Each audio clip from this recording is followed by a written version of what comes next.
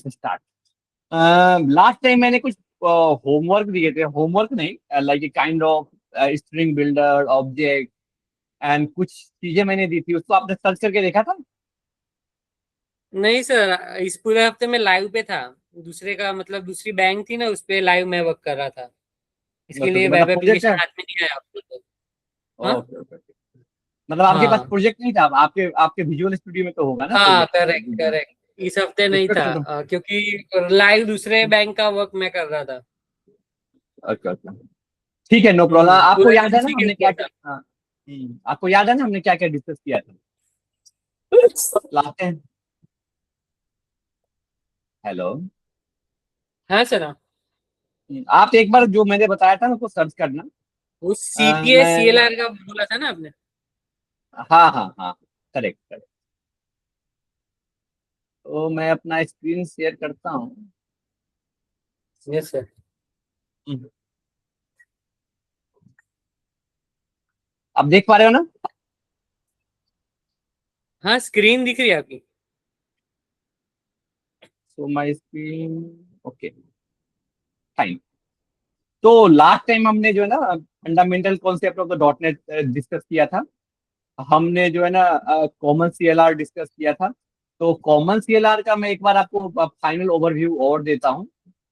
ठीक है। यस हाँ, तो यस। मतलब कॉमन सीएलआर जो है ना, आप बोल सकते हो कि heart of dot net framework है। क्योंकि डॉट नेट फ्रेमवर्क में जो हम काम करते हैं ना, तो बहुत सारे वर्क ऐसे हैं जो सीएलआर हैंडल करता है। जैसे कि मेमोरी मैनेजमेंट। लास्ट टाइम हमने बॉक्सिंग अनबॉक्सिंग और हमने नहीं, सॉरी, हमने डिस्कस किया था आपके साथ हीप एंड स्टैक। आपको याद है heap and stack memory allocation के बारे में? कौन से नाम याद है? Sir? Heap heap and stack. गीट एन F10। Heap heap HEAP and stack STACK। ठीक है, नो प्रॉब्लम। हाँ, वो कोई बात नहीं।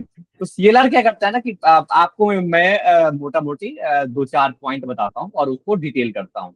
तो आज मैं जो भी हाँ डिस्कशन करूंगा डिटेल में करूंगा, और लास्ट के हाफ आवर मैं आपको जो है ना कुछ जो है ना कोड रिलेटेड चीजें बताऊंगा। तो पहले हम मतलब प्योरली फंडामेंटल पे चलते हैं, और लास्ट 30 मिनट हाँ। हम जो है ना कोड पे रैंडम डिस्कस करेंगे। मतलब आपको, आपके ओके। पास कोई चैलेंज हो आपके प्रोजेक्ट में, वो डिस्कस कर सकते हो, या मैं कुछ चीजें आपको समझाऊंगा जो आप नेक्स्ट वीक होमवर्क करके आना।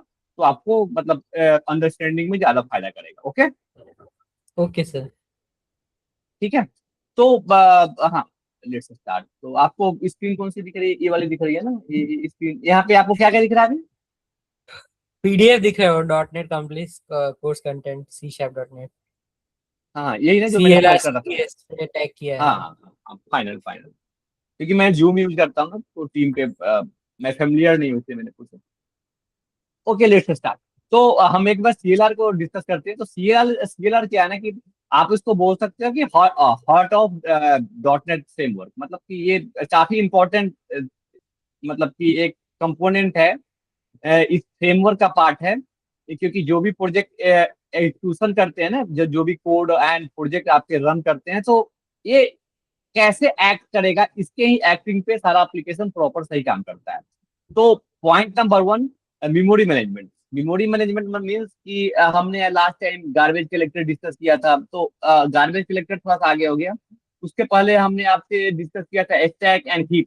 तो ये क्या करता है ना, ऑटोमेटिकली ऑटोमेटिक क्या करता है कि हाँ ये मेमोरी का जो है ना एलोकेशन एंड ट्रैकिंग करता है।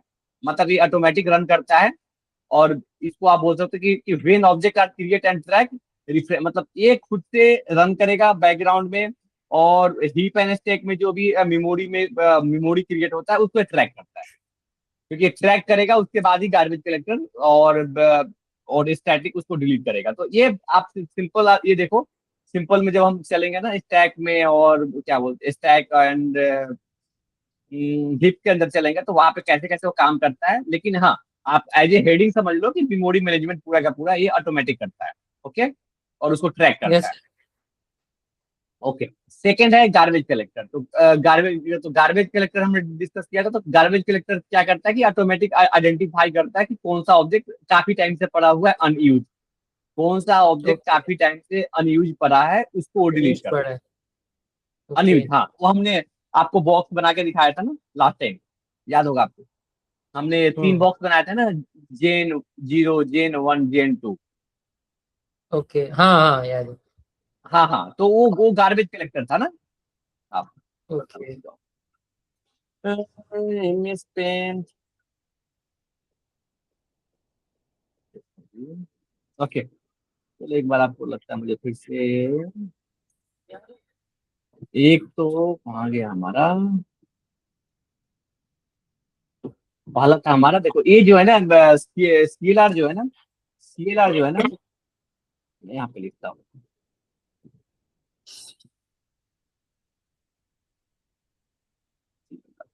ओके, ये क्या क्या करता है, यस। तो ये पॉइंट वन, ये जो है ना मेमोरी मैनेजमेंट करता है। हम्म।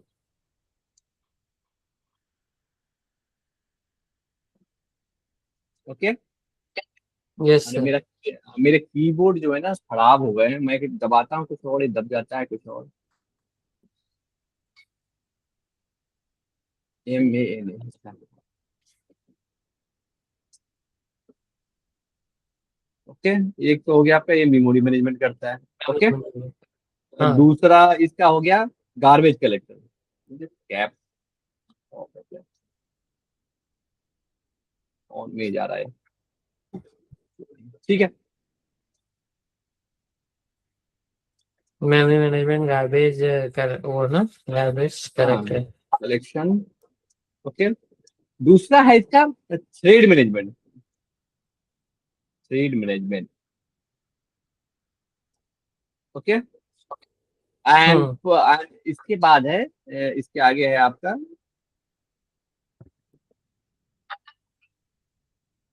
इसके मेन है मतलब,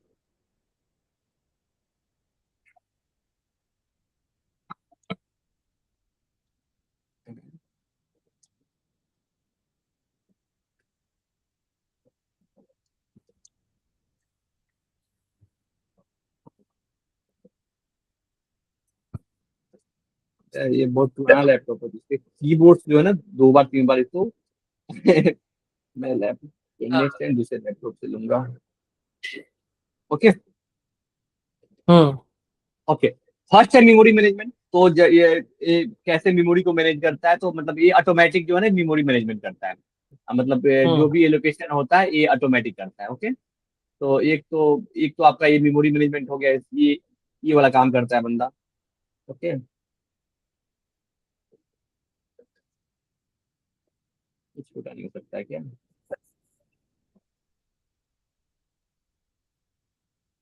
आप रीड कर पा रहे हो। हाँ, थोड़ा बड़ा हुआ तो बराबर से रीड कर पा रहा हूँ। ऑटोमेटिक अलोकेट्स था memory when corrects and created and traces references. Yes, ये सारे काम जो है ना, आप जब इसमें आओगे ना, ये हमने जो इसके अंदर में आओगे ना, देखो यहाँ पे एक चैप्टर है आपके लिए, डिजाइन है, ये मेमोरी मैनेजमेंट, ये है ना। हाँ। तो इसके अंदर में जब आओगे तो कैसे करता है, वो पूरे के पूरे डिटेल में मतलब यहाँ पे, क्योंकि ये पूरा का पूरा एक, इसमें इसमें से एक छोटा सा पार्ट मैंने आपको स्टैक एंड हीप बताया था, सेम है। आप एक फंडामेंटल कॉन्सेप्ट समझो कि ये पूरा का पूरा मेमोरी मैनेज खुद ही करता है। दूसरा ये हम्म। गार्बेज कलेक्टर, इसके लिए आपको याद होगा कि हमने आपके साथ, मैं आपको जो है ना, ये वाला भी मैंने आपको लास्ट टाइम बताया था, बट ये पूरा एक डीप ही है, पूरा का पूरा एक क्लास इस पे आएगा, तो जस्ट आप फंडामेंटल के साथ चलते हैं। हाँ, सेकेंड है गार्बेज कलेक्टर। इसके लिए आपको मैंने बताया था, आपको याद होगा कि ये क्या करता है ना, कि यहीं पे मैं फिर से ड्राइंग करता हूँ ना, कि अब याद आ रहा है आपको, 3 बॉक्स मैंने बनाए थे, हाँ, तीन लाइक, बॉक्स बनाया था। एक में हाँ, अगर कुछ मेमोरी यूज नहीं है तो दूसरे में डाल देगा, और दूसरे का तीसरे में ना। Yes yes yes, very good. हाँ, मतलब जस्ट मतलब मैंने पहले ही बता दिया था आपको लास्ट टाइम, ये है जनरेशन 0, ये 0 है, ठीक है। ओके, ये हम्म। है जनरेशन 1 और ये है जनरेशन 2। तो ये गार्बेज कलेक्टर जो है ना 3 जनरेशन में होते हैं, जीरो, 0 1 2, 0 1 एंड 2। और मैंने आपको बताया था ना कि हम्म। जैसे इसमें मतलब तीन तीन ऑब्जेक्ट पड़े हुए हैं, मान लो कि ये 3 ऑब्जेक्ट है। ओके, अब कुछ टाइम बाद जो है ना वो आएगा, खुद से रन करेगा कंपाइलर, देखेगा कि इसमें से मान लो कि एक यूज नहीं हो रहा तो दो को इसमें मूव कर देगा, मतलब एक को उसने डिलीट मार दिया, दो को यहाँ पे मूव कर देगा। कुछ टाइम बाद देखता है कि सपोज दैट कि नहीं ये भी यूज नहीं हो रहा है, यहाँ पे फोर आप ले लो, तो आप यहाँ पे फोर है तो इसने क्या किया, एक को डिलीट कर दिया, तीन को। अब कुछ टाइम बाद देखता है कि नहीं ये मतलब इसमें से बस दो ही वर्क करे, तो फिर बाकी को क्लीन कर देगा, एक को रखेगा। तो गार्बेज कलेक्टर इस तरह से काम करता है, मतलब ये मेमोरी को शिफ्टेड करता जाता है, जो अनयूज होते हैं उनको रिमूव करता जाता है, बरोबर। अच्छा, इसमें मतलब और जी घुसने, जीरो था उसमें तीन था तो उसमें से एक निकाल दिया और उसके अंदर हाँ निकल बाकी दो बचे हुए जीवन में ले आया और जीवन में से पता चला कि दो में से हाँ एक काम नहीं कर रहा है तो सिर्फ एक रखा और G2 में डाल दिया। करेक्ट करेक्ट, परफेक्ट, यही चीज मैं बोल रहा था। जी जी जो यहाँ पे ड्राइंग अच्छी नहीं थी, तो हम्म। इस पे हमने लास्ट टाइम लंबा डिस्कशन भी किया था, आपको याद होगा। जी तो ये था ना, ये है ना गार्बेज कलर, इसको जनरेशन बोलते हैं। G1 मतलब हो गया अच्छा। आप एक जनरेशन है, जी मतलब जनरेशन, आप हम्म। जी का मतलब हो गया, यहाँ पे मैं डाल देता हूँ तो जनरेशन। अब generation, okay, G equal to generation, okay. तो जनरेशन 0, 1 एंड 2। अब इसमें क्या है ना कि मान लो कि 1 2,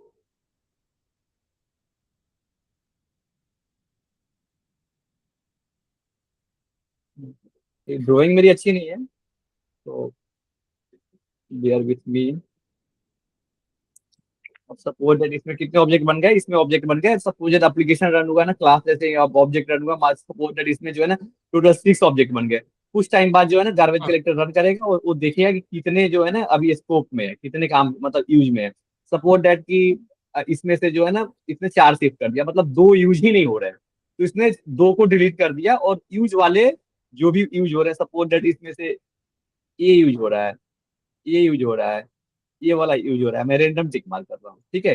ये जितने यूज हो गए वो हाँ। सारे के सारे इसमें इसके अंदर मूव हो गए, और जो अनयूज है वो डिलीट हो गए, ओके। अब तो कुछ क्या टाइम, वो G0 भी चला जाएगा क्या G1 में डालने के इस बाद?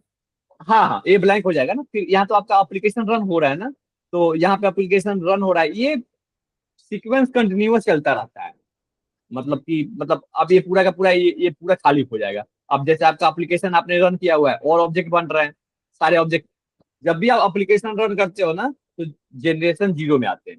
जब आप अपना कोई प्रोजेक्ट आप रन कर रहे हैं ना तो जनरेशन 1 में आते हैं, 0 में आते हैं।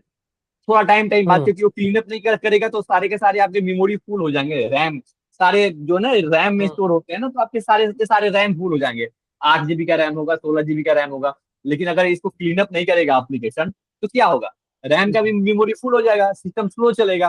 तो कोई ना कोई बंदा तो हम्म। क्लीन अप चाहिए ना, आपके पास डस्टबिन है, डस्टबिन में डेली डालोगे तो फिर मतलब डस्टबिन फुल हो जाएगा, तो फिर आप मतलब जगह तो चाहिए ना डस्टबिन में कल डालने के लिए नेक्स्ट टाइम। हाँ, बराबर। तो ये गार्बेज कलेक्टर वही है, डस्टबिन ही है, मतलब अभी मैंने मुझे अच्छा याद आया, ये आपका डस्टबिन है, डस्टबिन का जनरेशन 0, ये 1 एंड 2। तो ये कैसे काम कर रहा है, ये पूरा का पूरा आप ऐसा समझो ना कि ये आपका जो है ना पूरा का पूरा डस्टबिन है। इसमें आपका 3 बकेट है, मतलब बकेट तो एक ही है, इसको साफ करने के हम्म। 3 तरीके हैं, मतलब ये प्रोसेस है। ये पूरा का पूरा बकेट है, तो पहले ये क्या करेगा कि भैया एप्लीकेशन यहाँ पे रन हो रहा है, आपका कोई प्रोजेक्ट होगा ना, ये रन हुआ ना प्रोजेक्ट, आप F5 मार रहे हो, विंडो हो वेब हो, कोई भी आपका प्रोजेक्ट यहाँ पे रन हो गया। अब रन हो गया तो उसके पीछे ऑब्जेक्ट बनते हैं ना कुछ तो ऑब्जेक्ट क्लास वगैरह रन होते हैं, वो बनेंगे, तो फिर वो ऐसे इसमें जाएंगे। कुछ टाइम बाद जो है ना ये बंदा जो है ना क्लीन अप करेगा इसको, और क्लीन अप करके इसमें सेंड कर देगा, फिर इसको क्लीन अप करके फिर इसमें सेंड कर देगा। तो मान लो कि यहाँ पे दो किया था, अब मान लो कि एक ही एप्लीकेशन यूज हो रहा है, तो ये पूरे का पूरा सीक्वेंस हुए, और ये जो है ना पूरा का पूरा ब्लैंक हो जाएगा, ये पूरा खाली हो जाएगा, मतलब ब्लैक नहीं होगा, ओके। मतलब ब्लैक में डाला कि समझो कि आप ये पूरा ब्लैंक हो गया, ये आपके जो है ना पूरे ब्लैंक हो गए, ये आपके पूरे, अब पूरा का पूरा आपका जो है ना ब्लैक मत एक समझना, आप इसको ब्लैंक समझना, ठीक है, क्योंकि मेरे पास ड्राइंग के लिए यही ऑप्शन था। अब एक ही ऑब्जेक्ट यहाँ पे रन हो रहा है, ये वाला ऑब्जेक्ट एक जो है ना ये आपका ऑब्जेक्ट रन हो रहा है, तो ये ऑब्जेक्ट आपके रन G2। हो रहा है, बाकी सारे हाँ G2 सारे क्लीन हो गए, फिर एप्लीकेशन आपका रन होगा, फिर ये चलेगा, फिर ऐसे ही ऑब्जेक्ट बनाएगा, और बाद में इसको भी चेक करेगा कुछ टाइम बाद आके कि भैया आप अब ये यूज हो रहा है कि नहीं, अगर ये यूज नहीं हो रहा है तो इसको भी डिलीट मार देगा। मतलब ये सीक्वेंस है, मतलब कि स्टेप 1, स्टेप 2, स्टेप 3। तो सिर्फ 3 ही रहेगा उसके अंदर, G0, G1 और G2 ही रहेगा गार्बेज कलेक्शन में। हाँ हाँ हाँ, और वही उसी के है। अंदर ऑब्जेक्ट्स जाते जाएंगे। हाँ, जाते जाएंगे और घूमते जाएंगे ना। अब ये तो हमेशा डिलीट अच्छा। कर रहा है ना। अब तो हाँ। अब क्या होगा ना कि अब यहाँ पे हो गया 1 मिनट। कहाँ गया? इधर इसको मैं करता हूँ, ये हो गया। सब कुछ ऐसा हो गया। ये आपका ऐसा हो गया, लिखो जी। तो अब सब जगह ये ऐसा हो गया, ये आपका वहां पे शिफ्ट हो गया ना। अब आप नया बना देता हूँ, अब समझो कि एक नया बन गया। नया जो है ना पूरा का पूरा ब्लैंक हो गया। ये भी पूरा ब्लैंक हो जाएगा। ठीक है।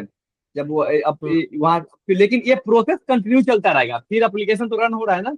तो फिर ये ऑब्जेक्ट हम्म। बनेगा, यहाँ पे आएगा, फिर यहाँ से यहाँ पे मूव होगा, फिर ये आप सिंपल समझो ना कि प्रोसेस चल रहा है। ये ऐसे ऐसे G0 1 2 एप्लीकेशन के ऑब्जेक्ट मूव होते रहेंगे और ये प्रक्रिया कंटिन्यू चलती रहेगी।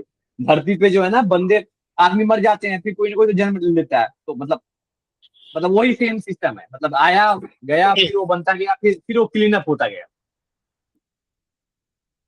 तो ये सपोर्टेड है, आप डेली यूजेज के हिसाब से गार्बेज गार्बेज ले लो ना घर का जो है ना। अब हम फिर वो हमारा कूड़ा वाला आता है, फिर हम उसको दे देते हैं ना। कल कोई यूज नहीं है तो फेंक हम्म। दिया हमने। जो हम जो मतलब ऐसे ही, मतलब ये एक प्रोसेस है 0 1 2 का, जो ऑटोमेटिक हमेशा चलता रहता है और ये क्लीन अप होता रहता है। इसका टेकिंग केयर गार्बेज कलेक्टर करता है।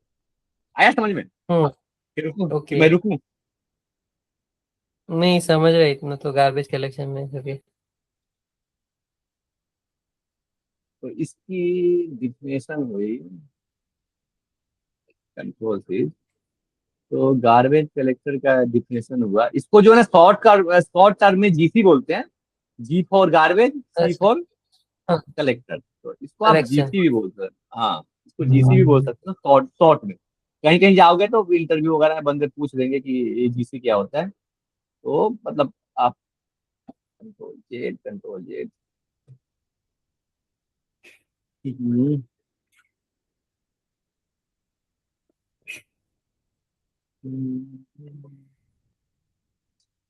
जीसी, ठीक है ना, दिख रहा है ना आपको? हाँ। हम्म। ये मैंने आपको आपको आपको बताया ना, ऑटोमेटिक जो है ना आप आइडेंटिफाई करता है और उसको डिलीट करता है ऑब्जेक्ट को। हम्म। एंड जो लॉन्ग टाइम में यूज में नहीं है। कि इससे क्या है ना हम्म। कि आपका मेमोरी जो है ना, आपको नहीं बोला कि रैम फुल हो जाएगा, मतलब हम्म। उसको लीकेज से बचाता है। तो मैंने क्या बोला आपको, मैंने सेम चीज बताया ना कि भैया हम क्या करते हैं कि उसको मूव करते रहते हैं और डिलीट करते रहते हैं। और जो नहीं यूज हो रहा है उसको हम डिलीट करते हैं। जो लॉन्गर टाइम से हम्म। यूज नहीं हो रहा है उसको हम डिलीट करते हैं। और इससे क्या है ना कि रैम तो हमारा 6 GB, 16 18 जो भी है वाट एवर। अगर हमने डिलीट नहीं किया, मेमोरी को क्लीन नहीं किया, तो मेमोरी तो फुल होगा ही होगा। तो वो हाँ। मेमोरी को लीकेज होने से बचाता है, क्योंकि अगर आप ऐसा नहीं करोगे तो प्रॉब्लम। बराबर। ओके। रुकूं या आगे बढ़ूं? आप एक बार आप मेरे को समझाओ एक बार। जस्ट सी आप मेरे को कैसे समझाते हो।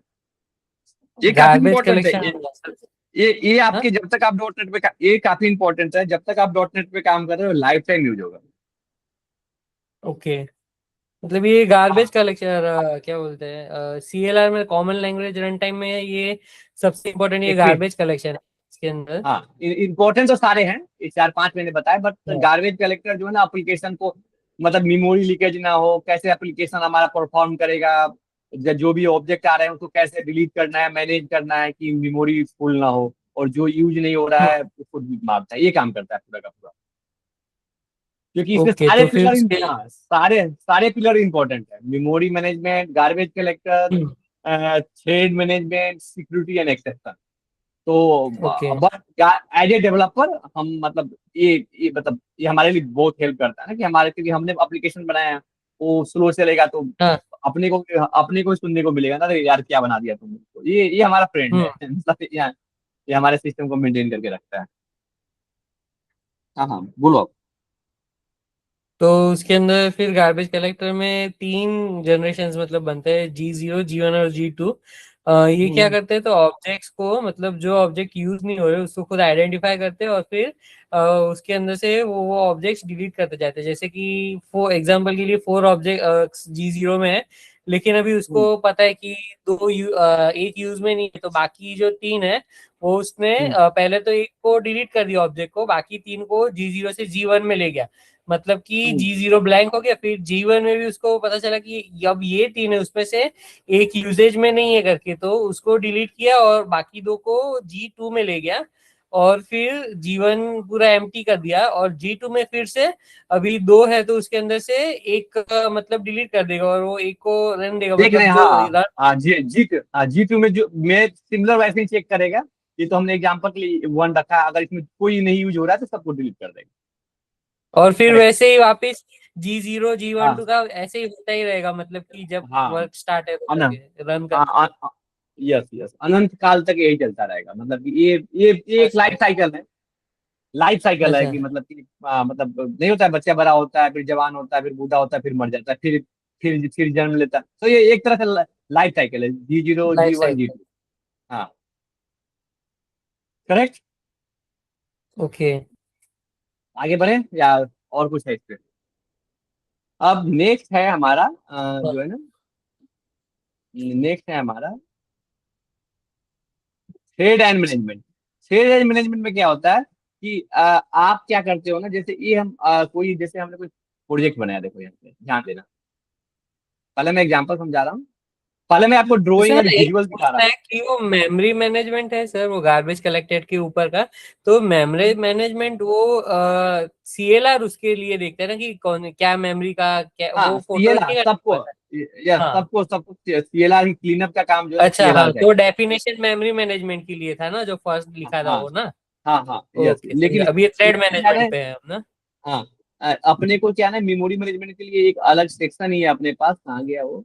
ये है हाँ ना, जिसमें गार्बेज कलेक्टर भी आएगा आपका, स्टैक एंड हीप भी आएगा। ठीक है, ये जीसी मतलब हाँ। गार्बेज कलेक्टर ही हुआ। ये देखो सब में जीसी ही है, जीसी ये है अच्छा ना गार्बेज। हाँ, लेकिन अब उसमें मेमोरी मैनेजमेंट में आपको मेन रोल जो है ना स्टैक एंड हीप का है। अच्छा। मतलब मैं एक छोटा सा चीज देखो, अभी मैं मतलब डाइवर्ट नहीं हुआ, जस्ट ए काइंड ऑफ मैं आपको बताता हूँ। इन ए इक्वल टू 5। ओके, तो मैं एक छोटा सा मेमोरी का दे रहा हूँ, फिर हम वापस आएंगे थ्रेड मैनेजमेंट पे। करेक्ट। हम्म तो देखो, जैसे ही आप कोई वेरिएबल डिफाइन करते हो, जैसे हमने किया ना इंट ए इक्वल टू 5, तो जैसे ये हमने लिख दिया ना ऐसे, मतलब हमने लिखा इंट, मैं एक कमेंट डाल रहा हूँ यार, ठीक है, क्योंकि मैं आपको समझा सकूँ। मैंने 5 डाला था ना, ऐसे मैंने डाला ना। ओके, तो इसमें क्या होगा कि एक बॉक्स, मतलब कि ये फिर वापस आना, नीचे करते हैं कहीं पे। अच्छा, यहाँ पे करते हैं, या न्यू कर दूं, वहां आ जाएंगे वापस। हम्म देखो हमने क्या किया ना, इंट आई इक्वल टू, क्योंकि वहां पे ड्राइंग नहीं बन सकती है ना, कुछ भी ले लो। मैंने 5 डाला था ना, 5 ले लो, ठीक है। Int I equal to 5। Actually मेरा सिस्टम का जो है कैप्स ऑन है बाय डिफॉल्ट, तो ये हमेशा कैपिटल में टाइप कर रहा है। ओके, तो इसमें क्या होगा कि दो बॉक्स ऐसे मतलब बनते हैं बाय डिफॉल्ट, मतलब बॉक्स नहीं बनते, मतलब होता क्या है इसके पीछे, जैसे आपने लिखा ना इंट आई इक्वल टू 5, हम्म तो रैम हम्म रैम कैसे काम करता है, मतलब ये मेमोरी रैम में कैसे जाएगी। मैंने आपको पहले रैम का नाम लिया था ना। तो ये जब हम्म आप ऐसे लिखते हो तो होता क्या है इसके लिए, इसमें 3 पार्ट होते हैं। पहला पार्ट होता है part number 1, name of the variable, name of the variable, name of the variable first part होता है। ठीक है, मतलब हमने जो लिखा ना नेम ऑफ द वेरिएबल, तो हमने नेम ऑफ द वेरिएबल क्या है, आई है ना। हम्म सेकेंड पोजीशन में क्या आता है कि type of variable, type of variable. और थर्ड क्या होता है, कोई भी आप ये इसमें तो लिखते हो ना, इंट इंट स्ट्रिंग कुछ भी लिखते हो ना, तो या ऑब्जेक्ट कुछ भी, whatever you are writing, so they are divided in the 3 part, like name of the variable, type of the variable, and third one value, value of the variable. Var लिखता हूं मैं variable की जगह पे। Okay, चलेगा ना, okay. हम्म या variable लिख दूं। ओके, अब क्या होता है कि जैसे आप ऐसे डिफाइन करते हो अपने सिस्टम में, तो ये क्या करता है कि देखिए आइडेंटिफाई करता है इसको 3 पार्ट में। वन, ये सारे नहीं रैम में जाते हैं। हाँ। ये सारे के सारे आपके रैम में एलोकेशन होते हैं। हाँ। तो ये अब क्या हुआ, यहाँ पे आ जाएगी आपकी वैल्यू। वैल्यू, अब इसको डीपली में हम लेंगे जब हम वहां पे जाएंगे ना मेमोरी मैनेजमेंट, क्योंकि अभी हम सीएलआर का एक पार्ट मेमोरी मैनेजमेंट था, इसलिए मुझे ये आपको ये बता रहा हूँ। ठीक है। वैल्यू नेम, आप इसके सामने आप जाओगे ना तो रैम में जाके ऐसे मैपिंग होती है। मतलब ये तीनों चीजें रैम में होती है ना, मतलब ये नेम यस वैल्यू और यस, टाइप ना। हाँ हाँ, ऐसे जाके मैप होती है। यहाँ पे हो गया 5, यहाँ पे हो गया आई, क्योंकि नेम क्या है, आई है ना, ये है ना, हाँ। आई आई। और हाँ। टाइप क्या है, इंटीजर। तो ये जाके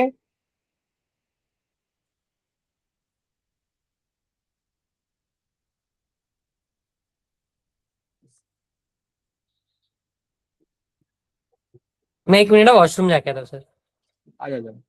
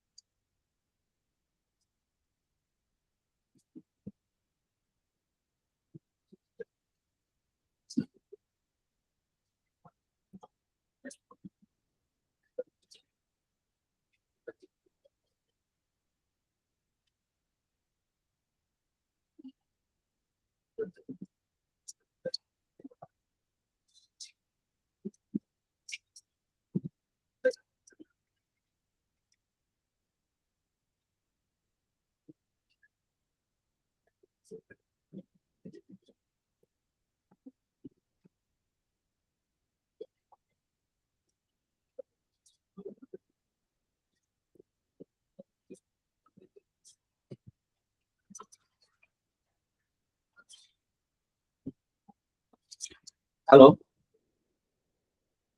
हेलो। हाँ हाँ सर, जी, हेलो बताओ। Hello. Yes sir, continue sir. Yes sir. Sorry, आगे। Yes hello. Sir. Yes sir, yes hello yes. हाँ हाँ, मेरा कॉल आ गया। ओके। हाँ। तो मैंने बोला आपको क्या, कि जैसे हमने यहाँ पे विजुअल स्टूडियो मैंने ओपन किया, यहाँ पे मैंने लिखा int int a equal to 5। Okay. हाँ। आई आई लिख लो, इसको आई कर लो। Okay. Okay, hmm. I I equal to 5। तो जैसे मैं आई इक्वल टू 5 लिखता हूँ, तो ये सारे के सारे जो है ना मेमोरी में एलोकेशन होते हैं, तो उसके उसके डिवाइड थ्री, मतलब थ्री पार्ट में डिवाइड होते हैं। जैसे कि सपोज कि मैंने इंट आई इक्वल टू 5 लिखा, तो ये मतलब क्या है ना, कि name of the like value, मतलब इसकी वैल्यू क्या है, इसका नेम क्या है, एंड इसका टाइप क्या है। तो मतलब कि नेम ऑफ द वेरिएबल, तो वेरिएबल का नेम क्या है, आई है, ये मैंने बीच में कर दिया। ये जो है ना, ये ट्रू नंबर है हमारा, मतलब मैंने थोड़ा सा ऊपर नीचे कर दिया। ये जो है नेम ऑफ द वेरिएबल, नहीं, ये टाइप ऑफ द वेरिएबल हो गया, ओके। ये हो गया वैल्यू ऑफ द वेरिएबल हो गया, और ये हो गया नेम ऑफ द वेरिएबल। ठीक है, मतलब जैसे आप हम्म ये टाइप करते हो ना, ये सिस्टम क्या करता है, इसको 3 पार्ट में डिवाइड करता है, क्योंकि वो समझे कैसे कि, तो हम्म मतलब कि हमारा टाइप क्या है, तो हमारा टाइप इंट है। हमारा नेम क्या है, तो आई है। ठीक है, ये है ना, आई है ना, हम्म आई हो गया, और इसकी हाँ वैल्यू क्या है, 5 है। सेम मतलब सम, मतलब like a similar kind of some memory in the RAM. अब ये होने के बाद ये इसकी जो है ना रैम में सेम सिमिलर ऐसा वो मेमोरी रखता है, क्योंकि कल को कॉल करोगे तो वहीं से कॉल उसके आएगा। तो आप मतलब हम्म एक मैंने नोट्स डाल दिया था कि the above image to a high level overview of what is the happening in the like a memory, but depending on the data type, depending on the अच्छा value type and reference type, the memory may be located either in the stack, in the और इन the heap. मतलब आपको बोला था ना कि हमने last time एक क्लास लिया था ना, तो उसमें हमने बोला था कि दो तरह के वो होते हैं, एक होते हैं वैल्यू टाइप और एक होते हैं reference type. Reference okay, type हाँ, तो हम्म रेफरेंस टाइप जो है ना मतलब रेफरेंस टाइप जितने भी वो ऑब्जेक्ट एंड स्ट्रिंग जो है ना रेफरेंस टाइप के होते हैं। तो वो सारे के सारे जो है ना आपके हीप में स्टोर होते हैं। और जितने भी वैल्यू टाइप हैं, वैल्यू टाइप हम्म लाइक इंटीजर, डेसिमल, ये सारे के सारे जो है ना आपके जो है ना स्टैक में जो जाके स्टोर होते हैं। तो मतलब वो लेकिन जाके वो ऐसे ही स्टोर होते हैं, मतलब वो जाके टाइप और ये अंडरस्टैंडिंग करते हैं। बट हम जब आगे जाएंगे ना, तो दो तरह के मतलब टाइप होते हैं ना, ये है ना टाइप, ये है ना मतलब हाँ कि 1 मिनट, जब हम टाइप वैल्यू डिस्कस टाइप करेंगे। हीप में जाता है ना मतलब वैल्यू हाँ, टाइप और वैल्यू स्टैक रेफरेंस में, टाइप टैग सॉरी अच्छा उल्टा, वैल्यू स्टैक में, वैल्यू वैल्यू स्टैक में और रेफरेंस हीप में स्टैक में, अच्छा और रेफरेंस हीप में। हीप में और ओके यस, यस, और क्या है ना कि रेफरेंस टाइप में जो है ना सारे के सारे ऑब्जेक्ट होते हैं। हीप टाइप में जो है ना ऑब्जेक्ट आते हैं एंड स्ट्रिंग आता है। और जो इंटीजर ओके होते हैं, इंटीजर, डेसिमल, ये सारे के सारे जो है ना इसके पार्ट होते हैं, स्टैक के पार्ट होते हैं। ओके तो फर्क ठीक है, मतलब क्या रहता है मतलब ऑब्जेक्ट ये स्टैक एंड हीप में मतलब क्या फर्क रहता हाँ है एक बार बता, हाँ, बोलेंगे आप बता, हाँ अब बताता हूँ। वो पूरा का पूरा आपका मेमोरी मैनेजमेंट में जब हम चलेंगे तो डिस्कस करेंगे, बट आपको एक मैं अच्छा अच्छा ओवरव्यू, हाँ मैं हाँ एक ओवरव्यू अच्छा देता हूँ। अब इसमें क्या है ना कि अच्छा ये कम्प्लेक्स नहीं हुआ ना, आप आई इक्वल टू क्या करते हो ना, तो 5 लिख दिया, तो ये आपके हाँ जाके स्टोर होते हैं स्टैक में, आई इक्वल टू 5। अब अब जब हम रेफरेंस टाइप क्या होता है, वो थोड़ा कम्प्लेक्स टाइप का है। जैसे कि जैसे आप क्या करते हो ना कि यहाँ पे हमने एक ऐसे लिखता हूँ, या मैं इस हम्म पे आता हूँ। ठीक है, यहाँ पे हम्म ऐड किया हमने न्यू आइटम, कंट्रोल एसटीडी,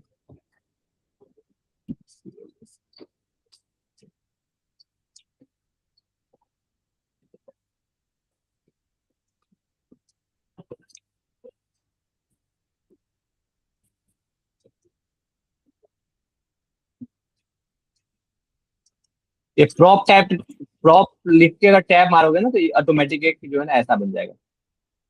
अच्छा ट्राई मार, हमने क्या किया, PROP, प्रॉप मारा और टैब टैब प्रेस कर दिया, टैब। हम्म और विजुअल स्टूडियो ना जब भी हम कोडिंग वाला पार्ट स्टार्ट करेंगे तो 2022 या वैसा मतलब हायर वर्जन ही रखना क्योंकि आगे वर्जन रहेगा तो मुझे अच्छा पड़ेगा ना आगे इसलिए हाँ ठीक है, ठीक है, नो प्रॉब्लम। आप मतलब जिसमें हाँ कंफर्टेबल होगा ना, तो मैं उसके थ्रू कर यस दूंगा। सर लेकिन हाँ लेकिन वो पुराने बहुत सारे मेथड, आई थिंक कुछ चीजें जो होगी, चलो ठीक है। स्ट्रिंग हाँ एड्रेस,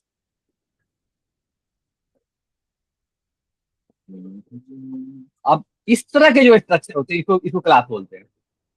हम्म ये है ना, ये पूरे के पूरे क्लास हुए।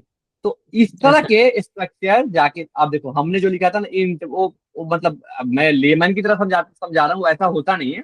बस ये देखो, इंट आई इक्वल टू 5 लिखा ना, ये इंटीजर, हाँ डेसिमल, इस तरह के जितने भी है ना, ये पार्ट ऑफ आपके जो है ना मतलब स्टैक के अंदर में जाते हैं। मतलब इंटीजर हो गया, आपको मैंने बताया था ना, इंटीजर फ्लोट, डेसिमल, इस तरह के जो है ना, ये वैल्यू टाइप में जाते हैं। और ये वैल्यू टाइप होता है, और वैल्यू टाइप जो है ना स्टैक स्टैक में होता है। तो ये फास्ट काम करता है, क्योंकि इसमें दोनों असाइनमेंट भी वैसा होता है। लेकिन जब हम क्लास बनाते हैं ना, तो इस तरह के, इसको क्लास बोलते हैं, इस तरह के जो भी क्लास होगा वो रेफरेंस टाइप होगा। क्लास क्लास जो है ना ऑलवेज रेफरेंस टाइप होगा। क्लास जो है ना, क्लास ऑलवेज जो है ना, क्लास ऑलवेज जो है ना रेफरेंस टाइप। रेफरेंस टाइप होगा। ओके। और हम्म और जो इंटीजर और जो है ना, और इंटीजर, डेसिमल, प्लॉटेड, जितने भी जो है ना हम्म आप इसमें जाते हो ना, आते हैं ऑप्शन ना, वो सारे के सारे जो है ना जो है ना ये वैल्यू टाइप होते हैं। तो जब हम मेमोरी मैनेजमेंट के अंदर जब हम डीप ड्राइव करेंगे ना, तो हम इसके अंदर घुसेंगे। तो फिर ये जो है ना आपका जो है ना हीप, और ये जाके आपका स्टैक में जाता है। और और एक और ड्राइंग बना देता हूँ छोटा सा। तो ये आपको मैंने बताया ना, अब क्या होता है ना कि अब क्योंकि आप बोल रहे हो तो मैं एक ड्राइंग और छोटा सा बना देता हूँ।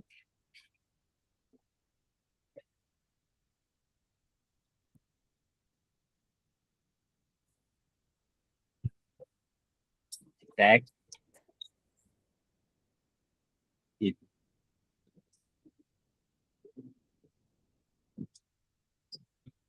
ठीक है।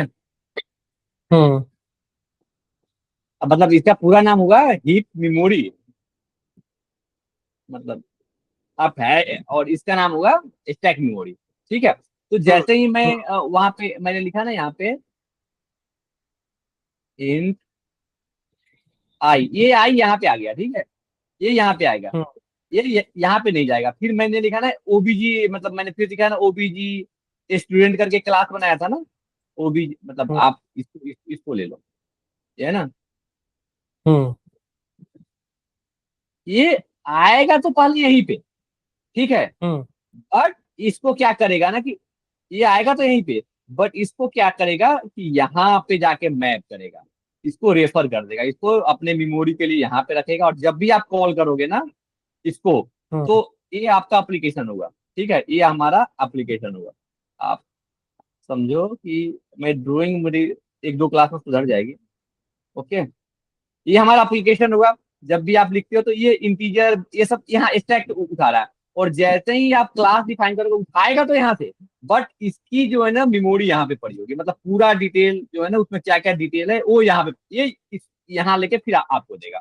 मतलब रेफरेंस टाइम में, मतलब क्योंकि आपको मतलब बार बार वो ओवर इंट जैसे 1 है 10 है, वो बार बार वो बनता रहेगा, क्लीन होता रहेगा। लेकिन ये जो भी करोगे इसको सेंट्रलाइज यहाँ पे एक मेंटेन करके रखेगा उस ऑब्जेक्ट को। इसमें जो भी आप एंट्री करोगे अपडेट करे हुए, क्योंकि आप अभी लिस्ट वगैरह पे काम करोगे ना, तो आप ये क्लास जो है ना काफी पावरफुल है। तो आप एसक्यूएल में टेबल भी देखते हो ना, जैसे स्टूडेंट का टेबल है, उसमें आईडी है, नेम है, एड्रेस है। तो वो पूरा का पूरा क्लास जो है ना टेबल टाइप का ही होता है। मतलब आपके स्कूल में टेबल देखते हो ना, तो पूरे टेबल का आप एक क्लास बना सकते हो। जैसे डाटा डाटा टेबल, आप डाटा टेबल करते हो, तो क्लास में क्या करते हो कि एसक्यूएल का डाटा लेके मैप नहीं कर देते हो, तो वो काइंड ऑफ वैसा ही है। तो वो थोड़ा कम्प्लेक्स होता है, तो इसलिए उसको ये बंदा मेमोरी में मेंटेन करता है और यहाँ से बार बार अपडेट करता है। तो जब हम मेमोरी मैनेजमेंट में आएंगे ना, ये पूरा का पूरा अगर मैं डीपली चला जाऊंगा तो और अंदर ही हो जाएगा। बट आप ओवरऑल ये समझो, ऐसे भी मैंने डीप समझा दिया आपको कि ये स्टैक हो गया, या आपका हीप मेमोरी हो गया, इंटीजर डेसिमल, ये सारे के सारे ना वैल्यू स्टैक में आके होते हैं, और ये आके हीप में होते हैं। और ये हमारा एप्लीकेशन हुआ, ये हमारा एप्लीकेशन हुआ। और जैसे ये यहाँ से रीड करता जा रहा है। जब क्लास वाला होगा तो ये बनेगा तो ऐसे ही, बट डिफरेंस टाइप होगा तो एक नया ये क्लास जो है ना हीप में जाके वो बंदा स्टोर कर देगा। अच्छा, मतलब इससे रेफरेंस करेगा, और हीप मेमोरी में उसका सारा मतलब डिटेल्स रहेगा ना, वो जो क्लास और ऑब्जेक्ट्स और वो सब रहेगा ना। Yes yes. मतलब अच्छा स्टैक है। में वो रहेगा, हाँ। लेकिन वो सब रेफर हम्म, इससे करेगा हीप मेमोरी से ना। हाँ हाँ। मैं एक क्लीन पिक्चर दी आपको। मेरी मेरी पिक्चर खराब है तो सेम पिक्चर, बट आपको मैं एक और एक पिक्चर ला के देता हूँ।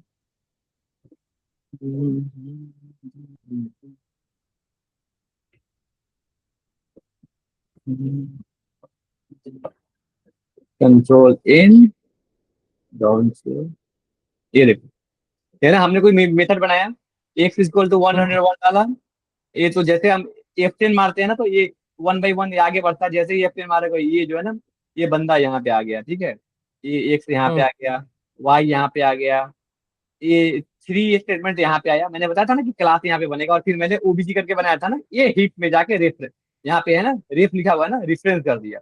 इसका रिफरेंस ये हम्म। यहाँ पे स्टोर करता है। अच्छा। यहाँ पे इसने ऐसे स्टोर, मतलब क्लास यहाँ पे स्टोर, यहाँ पे इसने क्या किया ना, वैल्यू भी लिया ना। वाई का वैल्यू क्या है, 102। एक्स का वैल्यू क्या है, 101। लेकिन ये क्लास लिया, बट इसकी अंदर की क्या डिटेल होगी वो रेफर कर दिया। मतलब उसको इसने अच्छा। रेफर कर दिया, मतलब वहां से डाटा लेके आ जाएगा। यहाँ पे इसने क्या किया कि वाई भी रखा और वैल्यू भी रखा, एक्स भी रखा, वैल्यू भी रखा, लेकिन यहाँ पे केवल क्लास रखेगा, और इसको रिफरेंस कर देगा अलग हिप में। और जब वहां से लेके आओगे तो वहां से उसकी वैल्यू लेके आएगा, तो रेफरेंस मतलब से। ऑब्जेक्ट जो है वो हीप में रहेगा। हाँ, लेकिन वो लेकिन उसकी पूरी डिटेल जो है ना, रेफरेंस में रहेगी, हीप में नहीं। ऑब्जेक्ट का जो है ना, स्टैक में रहेगा नेम, बट उसका पूरा रेफरेंस, मतलब उसके अंदर क्या है क्या नहीं है, वो पूरा का पूरा डिटेल जो है ना, हीप में रहेगा। करेक्ट, अच्छा, हीप क्लास में का रहेगा। भी ना मतलब।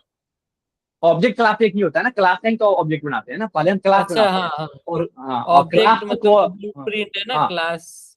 अच्छा। Yes yes. ओके। देखो, हमने कोई भी क्लास बनाया, वो तब तक हाँ। मेमोरी में नहीं आएगी जब तक हमने ऐसे नहीं लिखा। अभी हमने हमने यहाँ पे क्लास बनाया था ना, क्लास स्टडी, ये तब तक मेमोरी में नहीं आएगी जब तक हम कहीं पे जाके प्रोजेक्ट में ऐसे यूज नहीं करते। कंट्रोल भी, लाइक ए, क्या नाम था इसका, कंट्रोल कॉपी, ये तब तक मेमोरी में नहीं जाएगी जब तक कोई बंदा ये कमांड ना लिख दे। ओबीजे कुछ भी लिखो, obj class equal to hmm. New obj class, यार क्लास टाइप है ना, ओबीजे इक्वल टू न्यू। जब तक आप न्यू कीवर्ड ये यूज नहीं करोगे, तब तक ये मेमोरी में नहीं जाएगी। ये न्यू, देख रहे हो, ये वाला, ओके। मेमोरी ये है में ना, नहीं जब, जाएगी मतलब में नहीं जाएगी ना, तब तक जब तक हम न्यू हाँ, यूज नहीं करेंगे तब तक ना। ये जब तक ये न्यू कीबोर्ड नहीं यूज करेंगे, यहाँ पे न्यू लिखा है ना, तब तक इसका ऑब्जेक्ट हम्म। क्रिएशन नहीं होगा। ये बना हुआ है, मैंने यहाँ पे बना के रखा हुआ है, बट ये जब तक मैं ये लाइन नहीं लिख दूं, अब जाके ये फायर होगा, फायर होगा। अब क्या करते हो, obj dot I D equal to 1, ऐसे आप लिखते हो ना अपने प्रोजेक्ट में। हम्म। मतलब नेम इज, प्रोजेक्ट में तो अभी हाँ। ओके।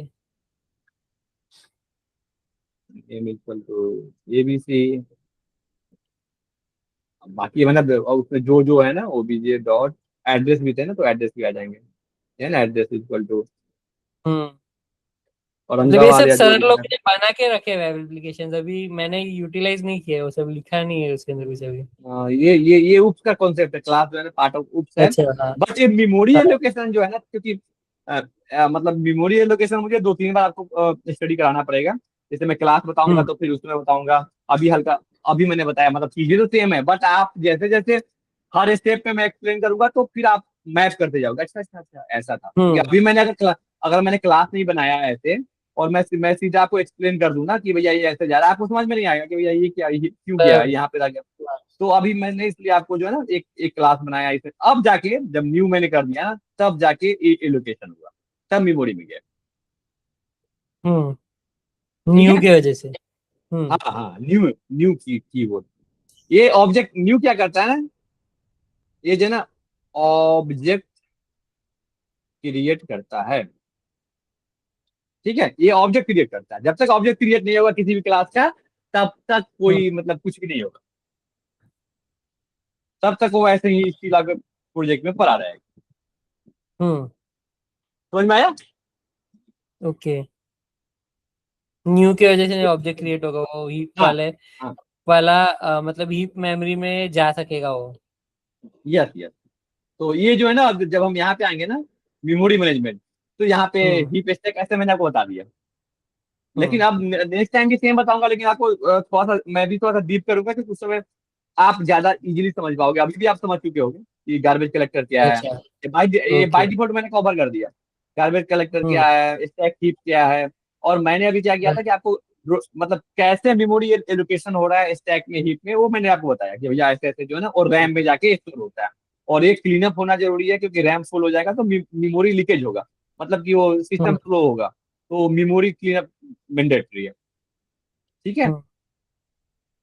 Yes sir. चलो जी, ओके, आगे आते हैं। तो हम कहाँ थे यार, मैं तो भूल ही गया। हम लोग किसी पॉइंट पे थे ना, आपने मेरे को बोला था तो मैं यहाँ तक आ गया। हाँ, कम, मैं आ गया अपने पॉइंट पे। तो हम थे, हमारे 4 पॉइंट थे। ओके, हमारे चार हम्म। पॉइंट थे उसके सीएलआर के थे। हम सीएलआर पे थे, तो क्योंकि ये भी सीएलआर का ही पार्ट है, गार्बेज कलेक्टर। तो गार्बेज कलेक्टर से हम घूमते, मेमोरी मैनेजमेंट भी सीएलआर का पार्ट है। तो फिर मेमोरी मैनेजमेंट से हमने टूर करते करते हम यहाँ तक पहुंच गए थे, करेक्ट। तो अब आते हैं ओके। हाँ, थ्रेड थ्रेड मैनेजमेंट में। इसमें क्या है ना, उसके बाद हमें आपको 4 टॉपिक पढ़ाने थे। ओके, इसमें बाय डिफॉल्ट सारे कैपिटल क्यों आते हैं मेरे, इसमें पता नहीं। अच्छा, ये वाला चूज कर रखा है इसलिए क्या, कंट्रोल एन।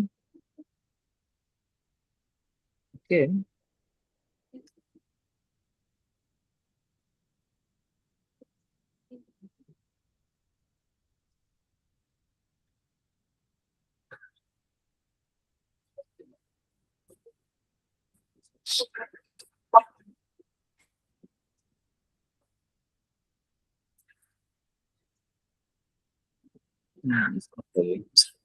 तो वो मेरे किए इसके कारण वैसे आ रहे थे।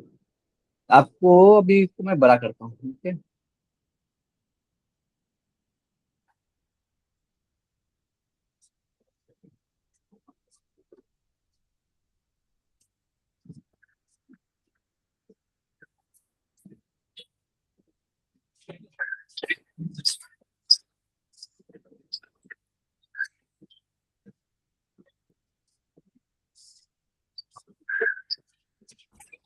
Okay, start. तो मतलब ये सारे के सारे है ना part of CLR. Hmm. CLR के अंदर जो है sir GC, garbage collector. Okay, hmm. ये सारे जो है ना मतलब ये सॉरी, नहीं, नो, ये पार्ट ऑफ सीएलआर। ये जो है ना, ये पार्ट ऑफ, ये जो है ना सीएलआर के जो है ना, मतलब फंक्शनैलिटी है। ये आपके मेमोरी मैनेजमेंट मैंने बता दिया आपको कैसे कैसे होता है, क्या होता है, हैप, हीप एंड स्टैक। फिर मैंने आपको गार्बेज कलेक्टर बताया। ठीक है, अब हम चलते हैं थ्रेड थ्रेड मैनेजमेंट पे, and security and handling. Okay, fine. Hmm.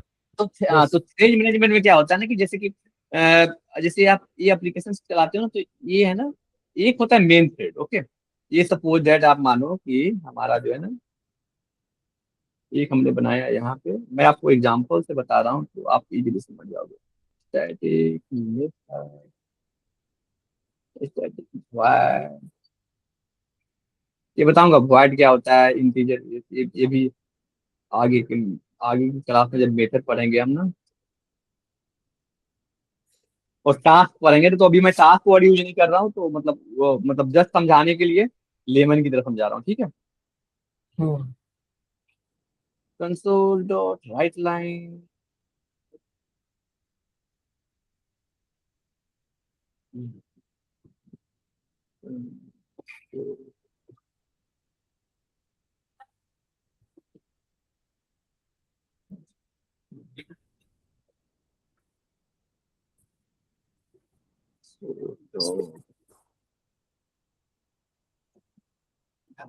Console dot,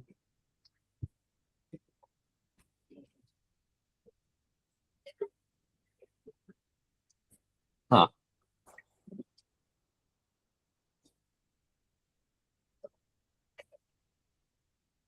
console dot read होता है राइट उसका।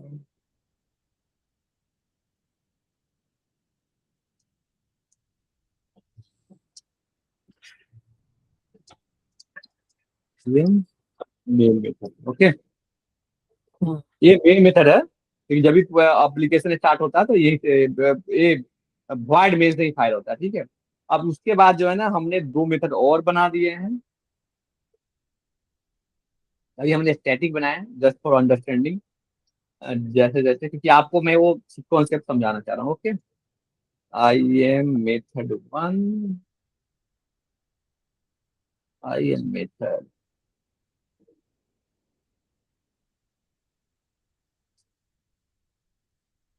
मत जाना।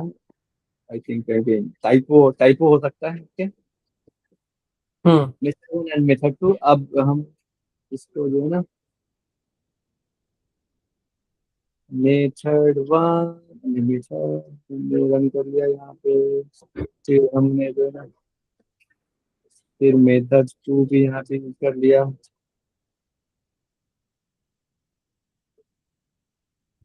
ओके, जैसे आप प्रोजेक्ट अब रन करोगे ना, हम्म, कंसोल डॉट रीडलाइन, ओके। जस्ट पहले मैं समझा रहा हूँ, फिर बताता हूँ कि होता क्या है। ये लिखा ना हाई, ये तीनों मेथड रन हो गए ना। हाँ, ऐसे यहाँ पे बी आर लिख देता हूँ, आई थिंक स्लैश एन होता है। ऐसे हम्म, रन तो हो ही जाए, स्लैश एन से न्यू न्यू लाइन करना पड़ता है, देखो।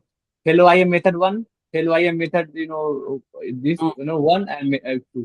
तो ये एक्चुअली जब एप्लीकेशन रन होता है ना तो ये मेन थ्रेड में चलता है। उसके बाद आगे हम पढ़ेंगे टास्क, टास्क अवेट मेथड, ये पढ़ेंगे। तो ये क्या करता है जो हम डिस्कस कर रहे थे थ्रेड मैनेजमेंट, तो ये जैसे हम प्रोजेक्ट रन करते हैं ना, तो ये हम्म, अलग अलग मतलब सपोज दैट कि आप कोई प्रोजेक्ट रन करते हो ना तो एक मेन थ्रेड होता है। मैं आपको समझाने की कोशिश करता हूँ, ड्राइंग करता हूँ। ये पूरा का पूरा एप्लीकेशन रन करते हो ना तो ये होता है एक मेन, ये एप्लीकेशन आपका रन हो रहा है, इसमें एक मेन थ्रेड होता है। और एक मेन थ्रेड होता है, और जैसे जैसे आप आगे मतलब और भी थ्रेड आप पैरेलल चला सकते हो। लेकिन अब क्या होगा ना कि ये एक दूसरे को मतलब कि कभी कभी डेडलॉक हो जाता है, मतलब सिस्टम हैंग हो जाता है।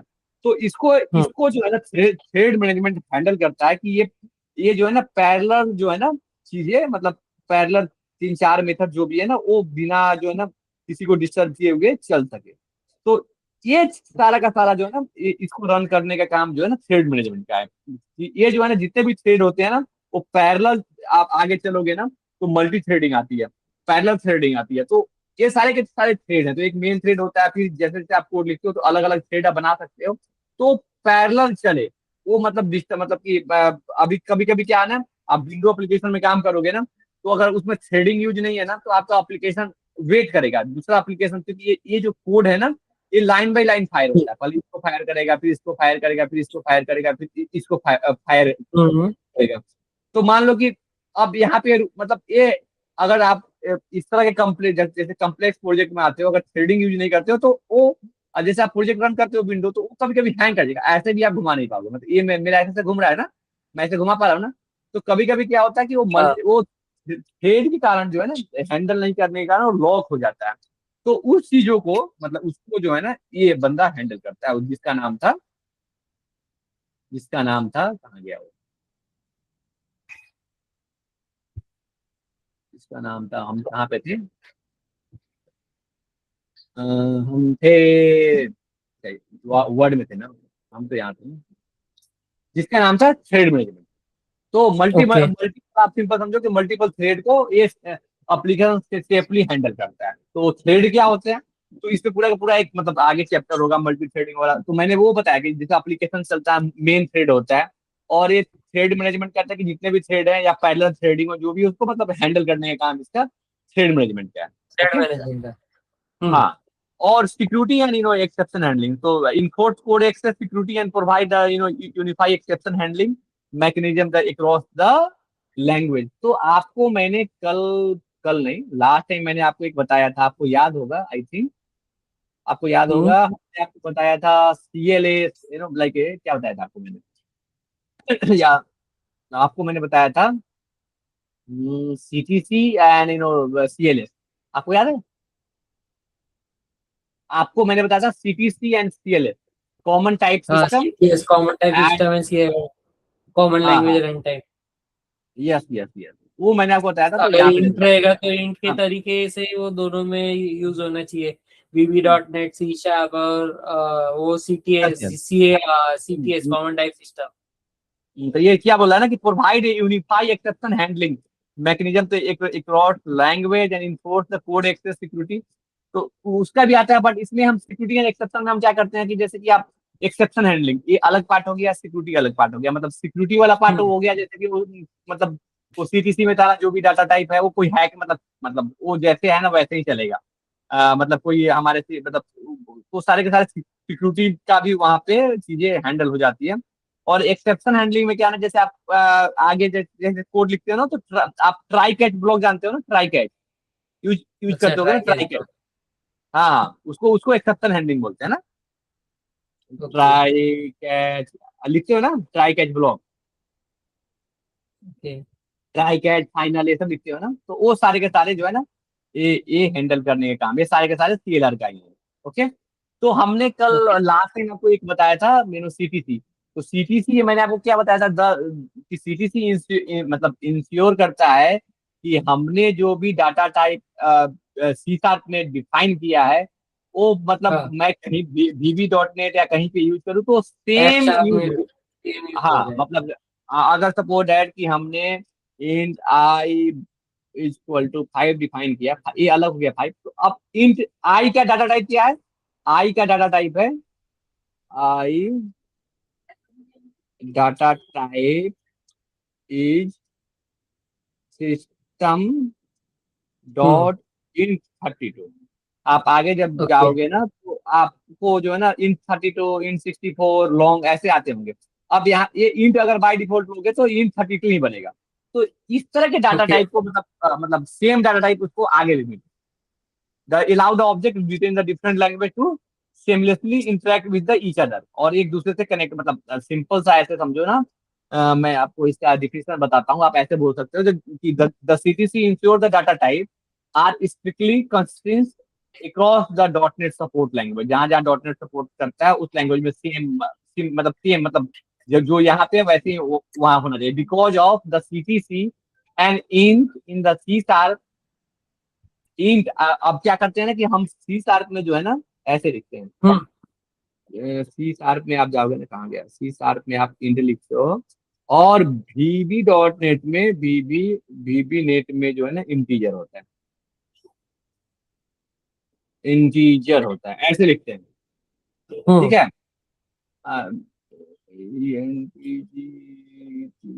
नहीं आएगा। हम क्या करते हैं ना कि हम क्या करते हैं C# में ऐसे लिखते हैं, ओके, और हम्म। C# में ऐसे लिखते हैं, और VB.NET में हम इंटीजर लिखते हैं। दोनों में टाइप लिखने का तरीका अलग है, बट फ्रेमवर्क दोनों को सेम समझता है, वो दोनों को सिस्टम 32 समझता है। तो इसलिए अच्छा। आगे, हाँ इसके लिए आगे आगे कोई प्रॉब्लम नहीं होती है। एक मिनट होल्ड करना, मेरा कॉल है। यस। हेलो। हरे कृष्णा बाबू जी। हाँ, घर पे एक क्लास ले रहा था जी, अभी तो मेरी क्लास लेना था, अभी चलेगी टाइम पे। अरे हाँ, ऑनलाइन कोर्स सर दे रहा हूँ।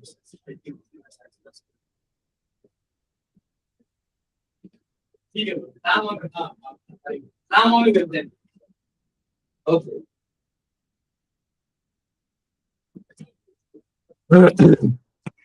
हेलो सोनी। हेलो। हेलो। हाँ सर, यस। Hello sir. हाँ अब समझ, हाँ समझ गया ना। तो CTC इन सब हाँ। चीजों को मैनेज करता है। अब तो प्रॉपर समझ में आ गया होगा ना कि C# में हम ऐसे लिखते हैं इंट, VB.NET में हम इंटीजर लिखते हैं। बट CTC क्या करेगा ना कि अब क्योंकि फ्रेमवर्क जो है ना, .NET फ्रेमवर्क, जो .NET फ्रेमवर्क है ना, .NET फ्रेमवर्क, ठीक है, इसमें जो है ना लाइक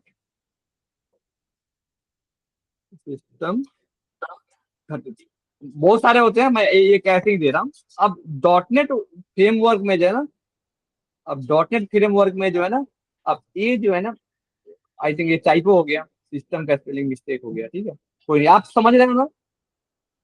ये जो है ना, हम्म, डॉटनेट फ्रेमवर्क को ऐसे समझता है, लाइक सिस्टम हाँ। तो सीटीसी इन सब चीजों को मैनेज करता है। और एक हमने आपको हम्म बताया था, आपको याद होगा, अभी क्लियर हुआ CTC. Hmm hmm. Yes sir. आगे बढ़ू या रुकू मैं? Yes sir. नहीं मतलब ये मैं समझ पड़ा कि मतलब कि डॉट नेट ये सीटीएस जो है मतलब कॉमन टाइप सिस्टम दोनों को सेम ही समझता है, मतलब कि सी शार्प का इंट हो या वीबी डॉट नेट तो इंटीजर, तो दोनों को वो हाँ सिस्टम डॉट 32 बना के समझता है मतलब कि।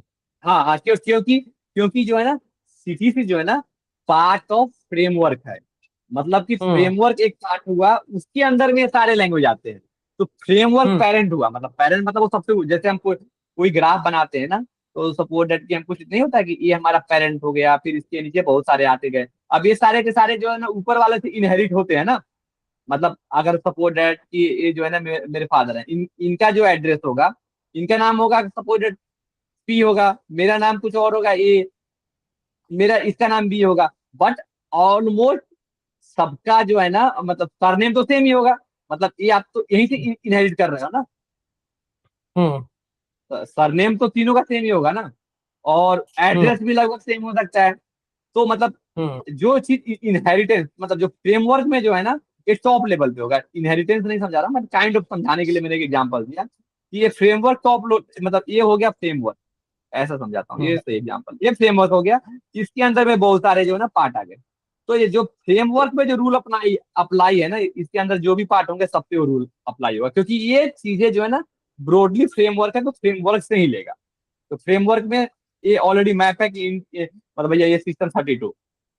अब यहाँ पे मैं देखो, यहाँ पे मैं माउस लेके जाता हूँ ना, हमने कहीं पे डाला था देखो, हम तो ऐसे लिख देते हैं ऐसे, इन y इज इक्वल टू 9। यहाँ पे माउस लेके जाओ, देखो दिख रहा है आपको? हम्म ये है ना स्ट्रक्चर नो सिस्टम, ये देखो, ये सब मतलब यहाँ पे सिस्टम आपको डॉट। हाँ फैसिलिटी दे रहा है कि मतलब आप इंट लिख रहे हो, लेकिन ये बाय डिफॉल्ट जो है ना, स्ट्रक्चर जो है ना, ये मतलब वो आगे बताऊंगा क्लास में, बताऊंगा स्ट्रक्चर, तो ये बाय डिफॉल्ट उससे आ रहा है, ये पार्ट ऑफ इन 32 का पार्ट है। वैसे ही आप VB डॉट नेट में जाओगे तो ओके, नो, ओहो लैंग्वेज नहीं किया मैंने, मतलब VB डॉट नेट का अलग लैंग्वेज होता है, मतलब वहाँ पे जो है ना, न्यू प्रोजेक्ट, हाँ आया ना, कंट्रोल, ये सारे के सारे, ये जो है ना इसके साथ में मैं आपको बताऊंगा, ये है VB डॉट, ये है ना, देखो ये है ना, हम्म ये है ना विंडो कंट्रोल, है ना VB डॉट नेट, ओके। अब इसमें आ गया मैं कंट्रोल, अब यहाँ पे आऊंगा ना, आ गया मैं यहाँ पे।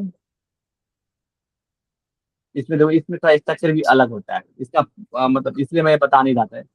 अब इसमें जो है ना, इंटीजर होता है, इंट ये अलग है, यहाँ पे जाओगे तो ये अलग है, ये इंटीजर, इंटीजर, ठीक है। अब इंटीजर हम्म आई, इसमें थोड़ा स्टाइल भी अलग होता है, ठीक हम्म है। इसमें सेमीकोलन नहीं होता है, तो कुछ अलग है, तो ये इसका थोड़ा सा है, जब हम इस पे आएंगे ना, तो इसका स्ट्रक्चर थोड़ा डिफरेंट होता है, जब वी डॉट नेट पे आएंगे ना, क्योंकि अभी मैं मोस्टली सी साथ ही यूज करता हूँ। तो मतलब इसका थोड़ा सा जो है ना, स्ट्रक्चर डिफरेंट होता है। अगर मैं आऊँ ना,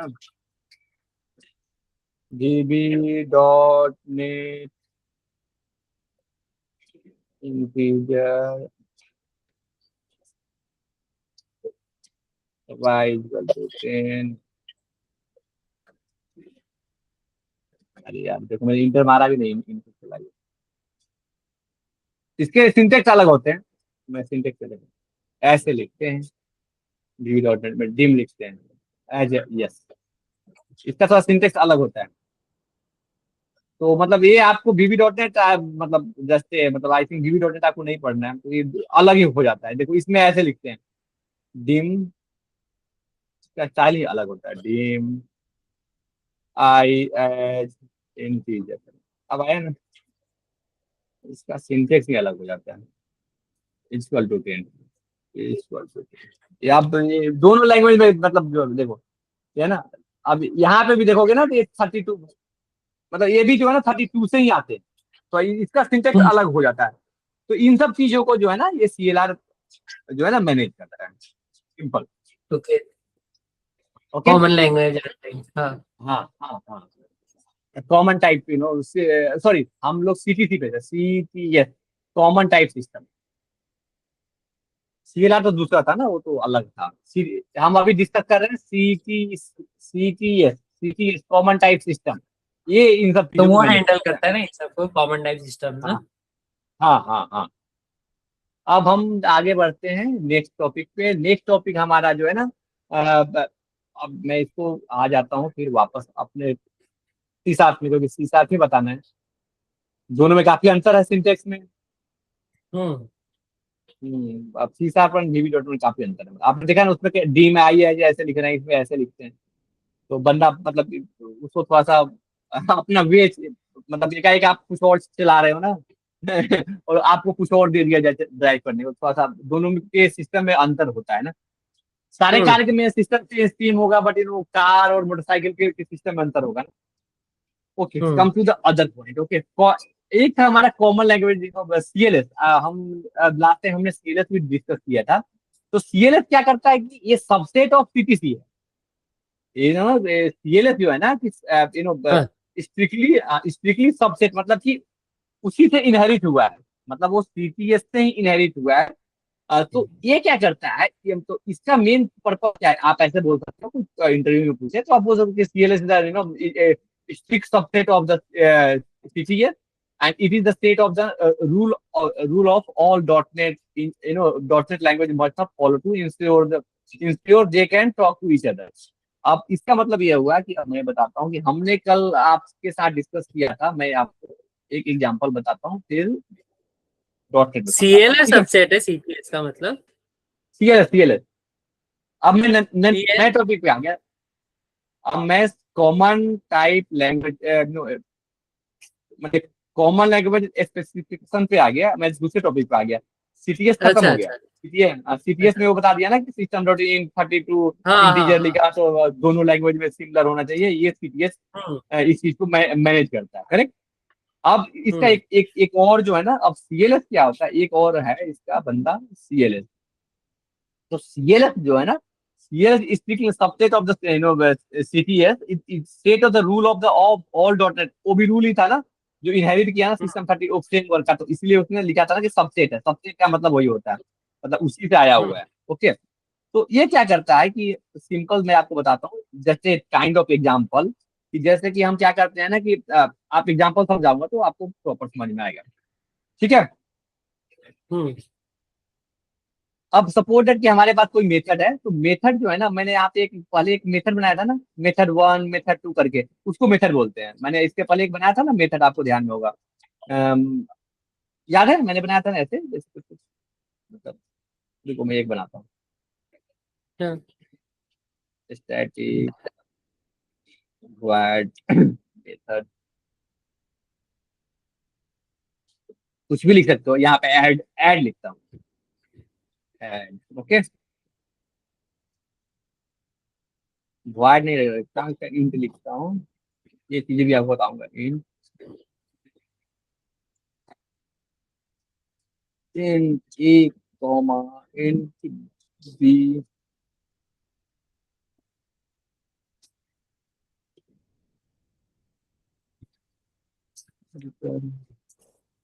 ए प्लस बी,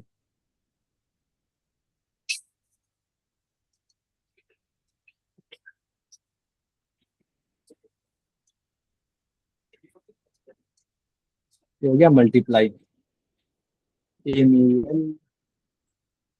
कुछ भी लिख सकते हो अपना, मतलब ये मेथड है, मैंने एक मेथड बनाया एडिशन के लिए हाँ और एक मल्टीप्लाई के लिए, दो मेथड मैंने बनाया, ठीक है। तो इसको इसको हाँ। मेथड बोलते हैं। तो आप यहाँ पे देखोगे ना, मेथड का नाम क्या है, ऐड है। ये ऐड ऐड है। स्मॉल में है, छोटा ऐड है ना, ये से स्टार्ट है।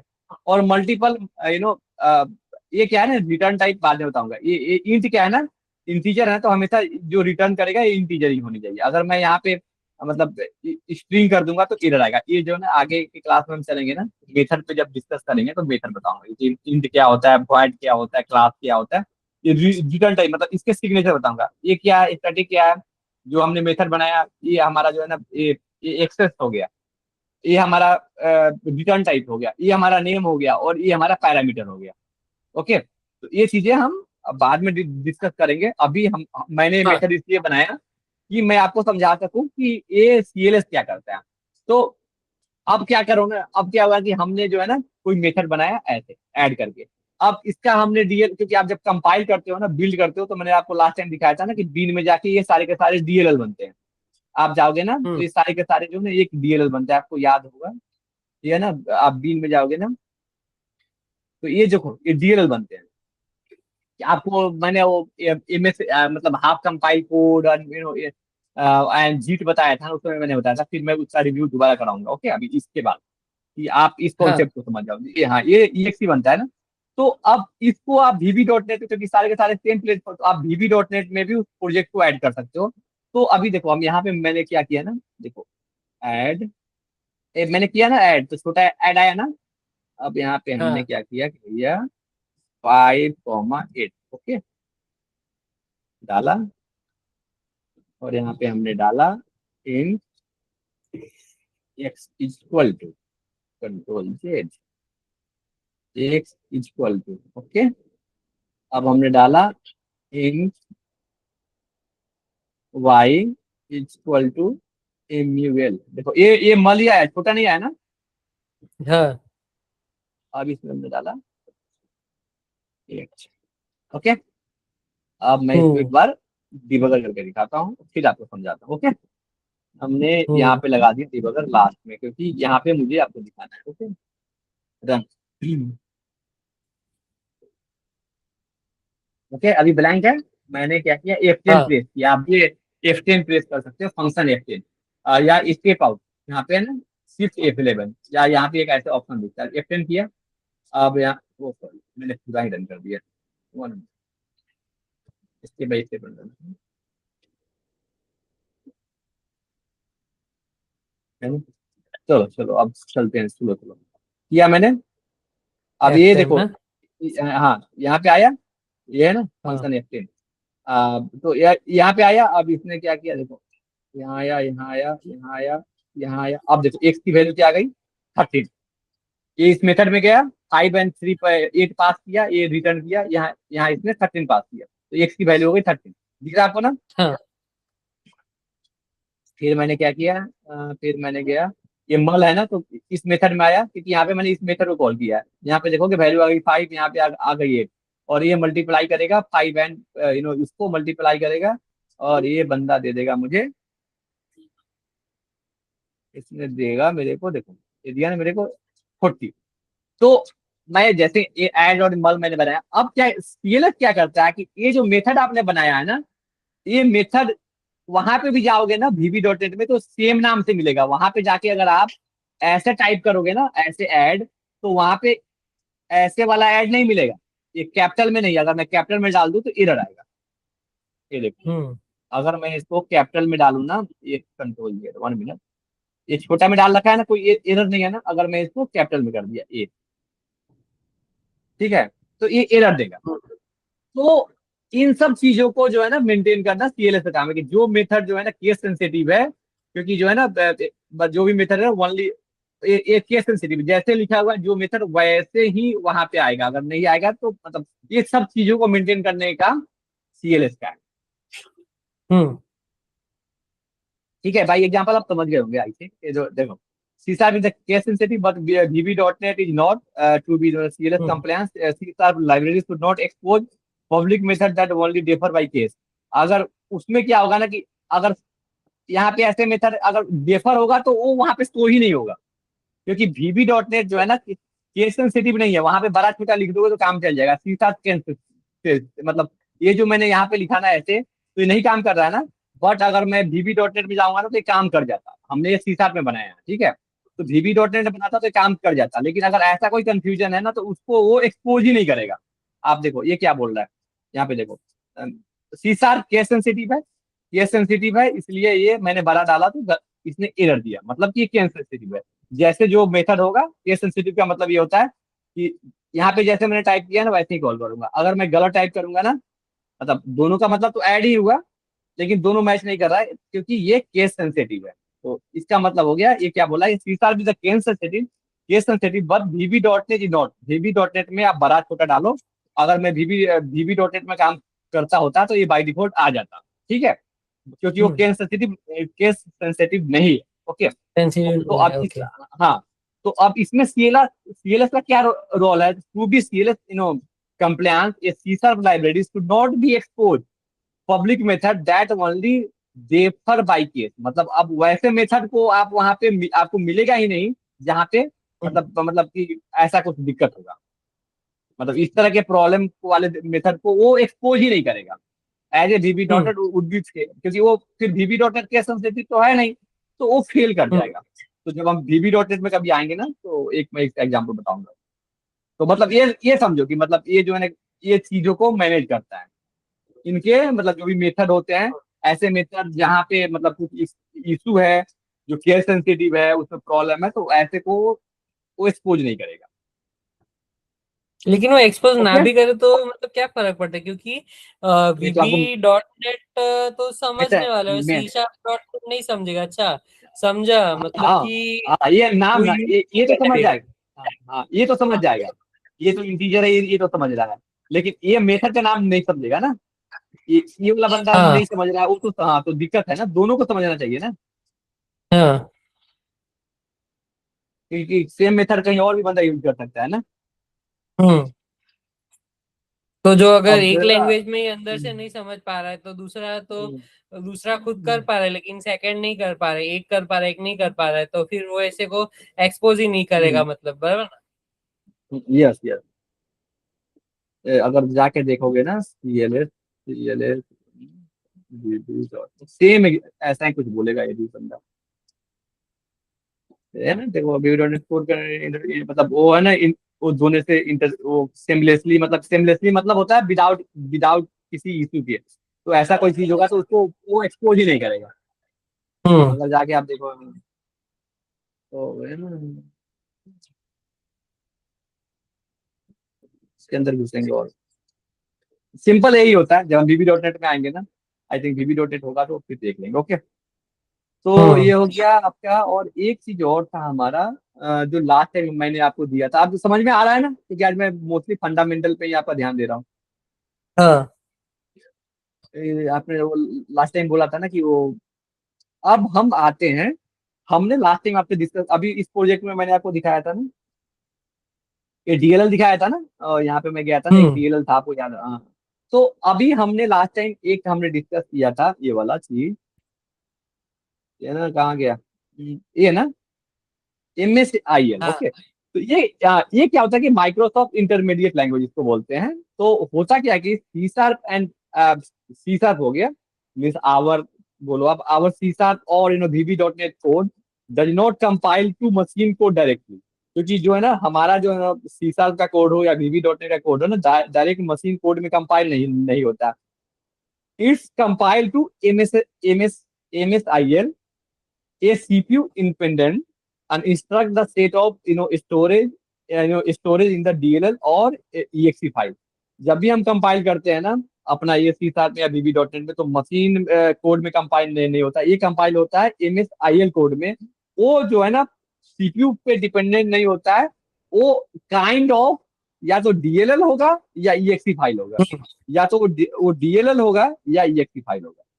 ये है ना, दिन में गए तो ये हमारे जो है ना, ये EXE फाइल है ना, या तो DLL होगा या EXE फाइल होगा। तो ये ये जो सिखाएगा। अब अब क्या करेगा ना कि अब ए हो गया MSIL, और जीट क्या करेगा, अब इसको कंपाइल करेगा। अब JIT क्या करेगा, just in time compiler, when our hmm application running और app in the hmm running, तो JIT compiler read the MSIL। अब जीट वाला जीट कंपाइलर क्या करेगा, इसको रीड करेगा और ट्रांसलेट करेगा इनटू द मशीन लैंग्वेज में। अब जीट जो है ना रन करेगा और इसको मशीन लैंग्वेज में ट्रांसफर करेगा, क्योंकि सिस्टम जो है ना मशीन लैंग्वेज ही समझता है। तो डॉटनेट में क्या है कि सबसे पहले ये MS IL में हेलो अच्छा, हाँ हाँ सर। हाँ, सबसे पहले ये MS IL में कन्वर्ट हुआ, ये DLL या हम्म। EXE फॉर्मेट में के फॉर्मेट में आया, और उसके बाद जो है ना GIT रन हुआ। GIT का काम क्या है कि MS IL को रीड करना, MS IL जो कंपाइल किया हुआ फाइल है ना, जो इसने यहाँ पे जो है ना इसको कंपाइल करके रखा हुआ है, इसको ये रन करेगा, मतलब रीड करेगा, और उसको translate into into native machine code and optimization, मतलब इसको नेटिव मशीन कोड में ट्रांसलेट करेगा, ये ट्रांसलेट तो करेगा। MSAIL जो है वो EXE और DLL में डाले बनाएगा, बराबर, इंटरमीडिएट लैंग्वेज में। और हाँ फिर हाँ उसके बाद EXE और DLL से जो भी होगा वो मशीन लैंग्वेज में जाएगा। हाँ, उसको जाएगा नहीं, उसको GIT कंपाइलर आएगा, वो उसको रीड करके हाँ। ट्रांसलेट करेगा मशीन लैंग्वेज के लिए, क्योंकि तभी तो कोड पूरा का पूरा रन होगा ना, तब तो सिस्टम को समझ हम्म। में आएगा। तो पहले MS IL, तो DLL जो है ना, ये पूरा का पूरा जो है ना, ये मतलब ये जो है ना डॉटनेट का पाइपलाइन हुआ, जो जैसे आप एप्लीकेशन रन करते हो ना, तो जैसे मैं एप्लीकेशन रन करता हूँ ना, अगर सपोज दैट कंट्रोल इन, तो डॉटनेट का मैंने एप्लीकेशन रन किया, तो आप इसको बोल सकते हो कि, तो मैं एक ही नोटपैड में लिखिए, एक ही ऐसे करके लिखता हूँ ना, आप बोल सकते हो डॉटनेट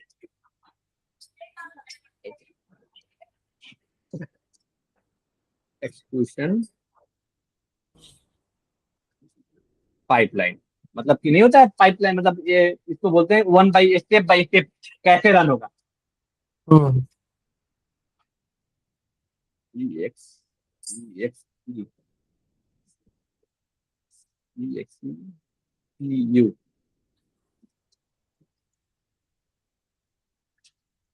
एक्सक्यूशन पाइपलाइन, मतलब ये स्टेप बाई स्टेप कैसे रन होगा।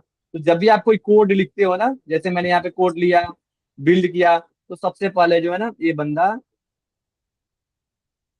MS IL में कन्वर्ट होगा, ठीक है, DLL में बना, फिर ओके जीत सर। इसको कंपाइल कंपाइल करेगा, और जीत इसको ट्रांसलेट करेगा, किसमें ट्रांसलेट करेगा, नेटिव मशीन कोड में इसको जो है ना ये करेगा।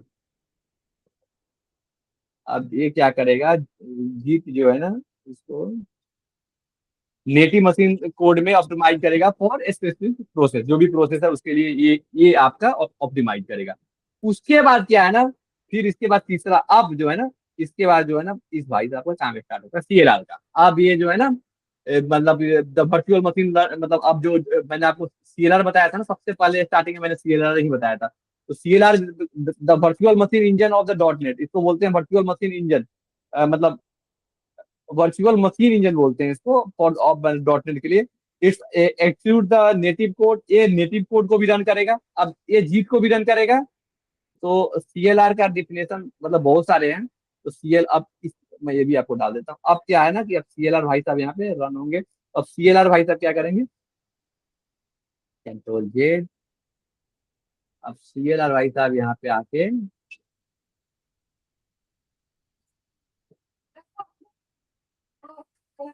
मतलब ये नहीं बोला था कि मेन हीरो है बंदा, मतलब स्टार्टिंग में मैंने अच्छा। नहीं बोला था कि नहीं बोला था कि मतलब हार्ट ऑफ द डॉटनेट, मैंने बोला था ना स्टार्टिंग में ही, हम्म।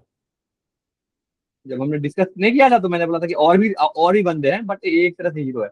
अब क्या है ना कि पहला आपका हो गया, ये एक साथ मिक्सअप है, तो आई थिंक समझ में ना, MS IL, देन CLR, ठीक है। हम्म। हाँ। अब क्या है ना, ये हमारा स्टेप हो गया नहीं, ठीक है, ये हमारा पाइपलाइन हो गया, डॉट एंड एक्सक्यूशन पाइपलाइन, पहले MS IL, then JIT, then CLR। अब हम्म। MS IL तो आपको पता है ना कि मैंने बताया था कि ये बंदा जो है ना, इसको क्या है, EXE और हम्म। DLL, ठीक है, ये बंदा जो है हम्म। ना इसमें किया, ठीक है। फिर हमारा जो है ना ये चलेगा ना, ऐसे ऐसे मारता हूँ ना, तो समझ में आएगा कि ये इसके बाद है।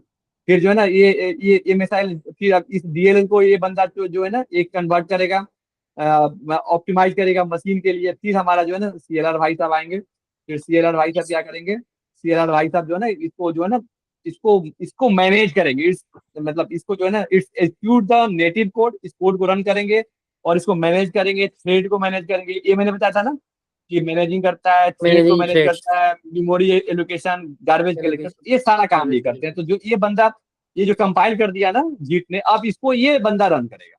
तो इसने EXE बनाया, इसने कंपाइल किया, इसने रन किया। हम्म। ठीक है, बरोबर। हाँ। ओके, आ रहा है समझ में या बाउंसर जा रहा है? ये तो पता चला कि जीत और फिर CLR वो सबको मैनेज करेगा ना। Yes yes. आप एक बार रिकॉर्डिंग भी देख लेना, तो ये वाला पूरा का पूरा आपका फंडामेंटल कॉन्सेप्ट क्लियर हो जाएगा। हम्म। Yes sir. मतलब हाँ, फिर इसमें कुछ नहीं है। फिर हम लोग जो है ना, कल जो है ना, कल डाटा टाइप बॉक्स ये मैंने बताया था हल्का हल्का आपको, बट आप एक बार रीड करके आना, फिर भी मैं आपको जो है ना एक ओवरव्यू देता हूँ। ये तो हम एक एक में मतलब डीप में करेंगे ना, डेटा टाइप से हर एक का ना। हाँ हाँ, तो फिर इसको हम कल कल करते हैं। एक मैं आपको एक ओवरऑल आइडिया देता हूँ। डाटा टाइप हमने हम्म। डिस्कस किया था लास्ट टाइम ना, कि इंट डेसिमल कैसे कैसे है। अभी हमने एक फोटोग्राफी बनाया था ना, कि जब हम कोई डाटा टाइप करते हैं तो टाइप वैल्यू ऐसे ऐसे, वो एक मैंने बॉक्स बनाया था ना, 3 बॉक्स हम्म। बनाए थे, उसमें मैंने असाइन मतलब वो वैल्यू उस तरह से। और हम्म। बॉक्सिंग अनबॉक्सिंग भी मैंने आपको बताया था लास्ट टाइम, आपको शायद याद हो या नहीं हो, नहीं होगा याद ना, याद करो क्या होता है था, अच्छा। याद आ रहा है? मैंने बताया था ना, चलो मैं एक बार और बताता हूँ।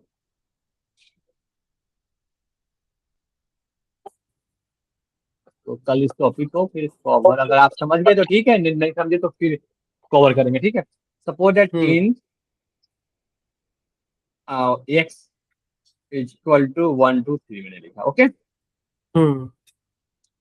और फिर मैंने लिखा एक इंटर 2 इंटर के बराबर, ठीक है, कैसे लिखा, करेक्ट। फिर मैंने क्या किया, object object OBJ is equal to X, okay. Hmm. तो अभी क्या हुआ, हमने एक्स को एक 1 2 3 वैल्यू दी, मतलब कि ठीक है भैया इंटीजर एक 1 2 3। अब हम क्या कर रहे हैं ना, ओबीजी को एक से साइन कर रहे हैं, तो ये बॉक्सिंग कर रहे हैं, बॉक्सिंग कर रहे हैं, मतलब इसको हम इसको बोलते हैं, इसको बोलते हैं बॉक्सिंग, हम्म। इसको बोलते हैं बॉक्सिंग, ओके। मतलब एक एक वैल्यू है, हमने इसको साइन कर दिया। अब ऑब्जेक्ट कुछ भी ले सकता है, मैंने आपको लास्ट टाइम बताया था ना, ऑब्जेक्ट में हमने स्ट्रिंग भी डाला था, ऑब्जेक्ट में हमने हाँ। इंटीजर भी डाला था, उसका कुछ ले लेता था। बट हम देखो अभी, अगर इंटीजर में अगर मैं डालता हूँ, ये इंटीजर है ना, अगर मैं इंटीजर में डालता हूँ, इंटीजर वाई लेता हूँ, ओके, और यहाँ पे मैं डालता हूँ स्ट्रिंग वैल्यू, ये नहीं लेगा।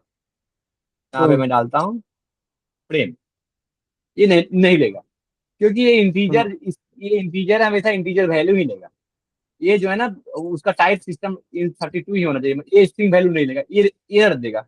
बट मैं अगर ऑब्जेक्ट डालूं, स्टैंडर्ड मतलब आप समझ जाओ, इसके लिए मैं बता रहा हूँ। मैंने इसको 1 2 3 डाला, ओके। हम्म। क्योंकि यहाँ पे बॉक्स, ये मैंने आपको बोला था, आप होमवर्क दिया था कि ये ऑब्जेक्ट एंड स्ट्रिंग बिल्डर आप ट्राई करके आना अपने प्रोजेक्ट में। हम्म। यहाँ पे मैंने डाल दिया ओके। ओके। अब ये बंदा जो है ना एरर नहीं देगा, ये सिंटेक्स मिस्टेक है इसलिए एरर दे रहा हूँ, ओके। ये देखो ये एरर नहीं दे रहा है, क्योंकि ये मतलब ये दोनों को किसी भी तरह के डाटा टाइप को ऑब्जेक्ट एक्सेप्ट करता है, ठीक है।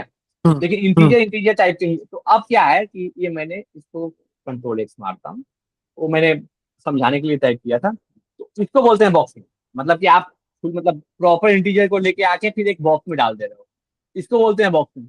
और अनबॉक्सिंग किसको बोलते हैं? अब मैं क्या करूंगा, फिर int Y equal to int X, इसको बोलूंगा अनबॉक्सिंग। मतलब कि इसको बोलते हैं बॉक्सिंग, हम्म। मतलब डाटा लेके आया प्रॉपर डाटा, इसको मैंने एक ऐसे बंदे को दे दिया जो सब कुछ समझता है। मतलब ये एक है, ये सपोज दैट कि ये हिंदी लैंग्वेज है। अब मैंने ऐसे बंदे के अंदर में डाल दिया जो हिंदी भी समझता है, इंग्लिश भी समझता है, उर्दू भी समझता है। अब यहाँ से मुझे फिर ट्रांसलेट करना है, तो ये मैंने काट कर रहा हूँ, ये कास्टिंग इसको बोलते हैं, ये जो है ना इसको बोलते हैं अनबॉक्सिंग। अनबॉक्सिंग मतलब इसको अनबॉक्स कर रहे हैं, पहले जो प्रॉपर बंदा था उसको उसमें डाल दिए, और फिर क्योंकि अगर ये कास्ट करने की जरूरत नहीं होती तो ये अनबॉक्सिंग नहीं होती। तो यहाँ पे मेमोरी ज्यादा लगता है। तो जब भी हम कोडिंग करते हैं तो ध्यान रखते हैं कि मतलब इसमें क्या होता है, बॉक्सिंग का मतलब डिफिनेशन क्या होता है कि the process of the wrapper a value type, मतलब रैपर मतलब नहीं होता है कि किसी ऊपर डालना, मतलब हाँ। उसको जो है ना, the process of wrapper a value type inside a reference type, ये रेफरेंस टाइप होता है, तो हमने इसको रैप करके रेफरेंस टाइप में डाल दिया, फिर ये हिप में स्टोर होगा। तो मतलब ये बॉक्सिंग मतलब ये बाहर का ना 1 2 3 है ना, ये समझ रहा है, फिर इसको समझाने के लिए मुझे कास्टिंग करने की जरूरत पड़ गई। इसके लिए ये अनबॉक्स, जहां भी कास्ट करेंगे ना वो अनबॉक्सिंग होगा, और जहां पे किसी को दूसरे को वैल्यू असाइन करेंगे ऑब्जेक्ट वगैरह को, तो वो चीज जो है ना वो होगा, क्या बोलते हैं, अनबॉक्सिंग होगा। अनबॉक्सिंग। तो सिंपल आप बोल सकते हो ऐसे,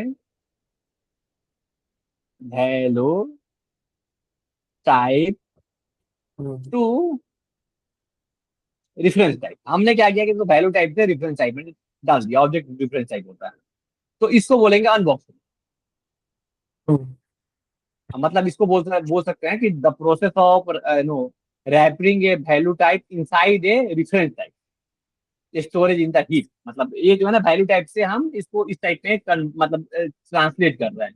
और अनबॉक्सिंग में क्या हो रहा है कि हम एक्सट्रैक्ट कर रहे हैं, एक्सट्रैक्ट जो है ना, मतलब उसको एक्सट्रैक्ट कर रहे हैं कि भाई मतलब जो पुराने फॉर्म में था ना उसको हम इंटीजर में था तो इंटीजर में लेके आ रहे हैं, तो हम इसको ऐसे बोल सकते हैं the the process of extracting the underlying value type back out from the object reference, मतलब ऑब्जेक्ट रिफरेंस में डाला था उसको फिर वापस अपने वैल्यू में वापस कर रहे हैं,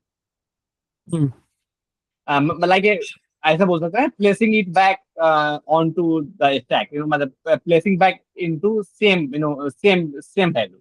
तो जहां भी आप सिंपल समझो, अब इतना डिफिनेशन में जाओगे तो आप सिंपल समझो कि अगर कोई वैल्यू ऐसे लेके इसको अगर हम ऐसे डालते हैं तो ये हमारा मतलब ये इंटीजर था, इसको हमने ऑब्जेक्ट में डाल दिया, बॉक्सिंग हो गया। अब फिर जो है ना इसको हम वापस इंटीजर में इस भाई साहब को भेज रहे हैं, तो ये अनबॉक्सिंग हो गया, फिर इसको पुराने पोजीशन में लेके आ रहे हैं, तो ये अनबॉक्सिंग हो गया। आया समझ में? ओके। हाँ, इस पे हम फिर कल, मैं फिर से कल डिस्कस कर लेंगे, नो वरी। ये हमने लास्ट टाइम ही डिस्कस किया था, अब नेक्स्ट क्लास में जो है ना ये 5 टॉपिक डिस्कस करेंगे, ठीक है? नेक्स्ट क्लास में हम इस टॉपिक को डिस्कस करने ये वाले हैं, तो ये अगर ना आप मुझे मतलब एकदम बेसिक से बताना, डेटा टाइप से लेके जो भी है ना, क्योंकि वो मेन हम्म, कोडिंग कॉन्सेप्ट है ना। हाँ हाँ, यस, हाँ, ये तो डेटा टाइप से ये ये सब हाँ एकदम तो मतलब इसमें कर जो है ना, करके भी करेंगे करके मतलब क्यों क्योंकि कोडिंग मेरा एकदम वो हो जाएगा ना, मतलब बराबर हो जाएगा, हाँ ये तो जो कोडिंग की वीकनेस है वो चली जाएगी। यस यस, तो हम कल जो है ना इस पे हम क्या क्या करेंगे, डाटा टाइप पे हम डिस्कस करेंगे। तो अभी मैंने बॉक्सिंग पे किया है, तो हम इसमें एक और टॉपिक में डालता हूँ ना,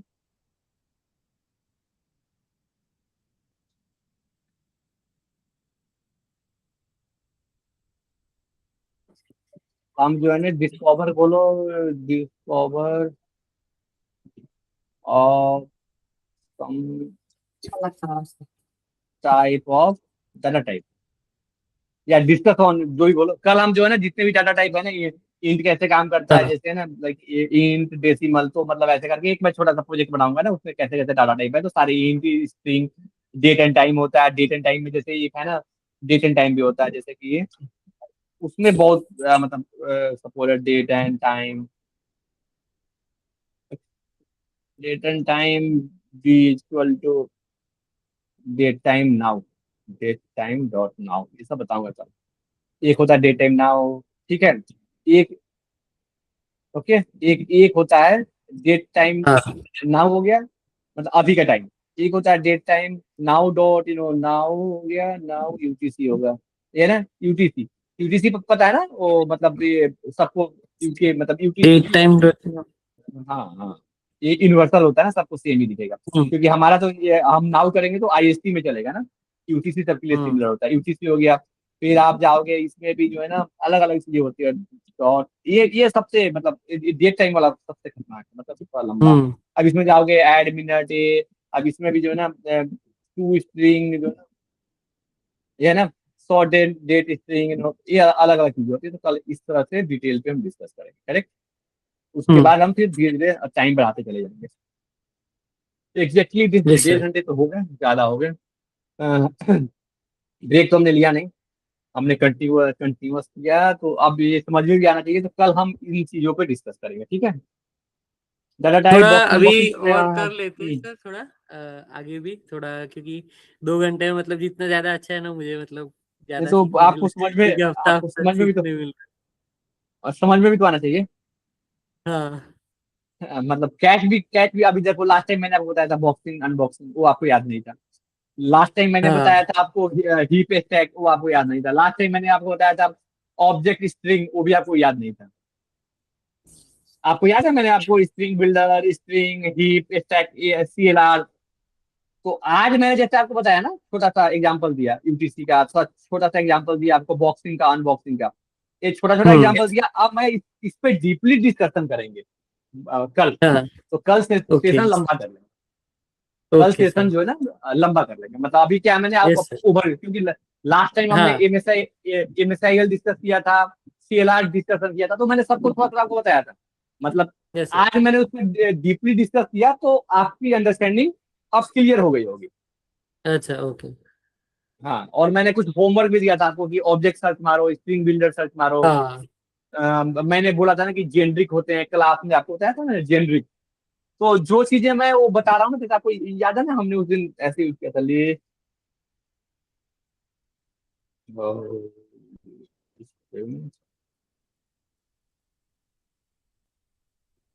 ऐसे कर दो।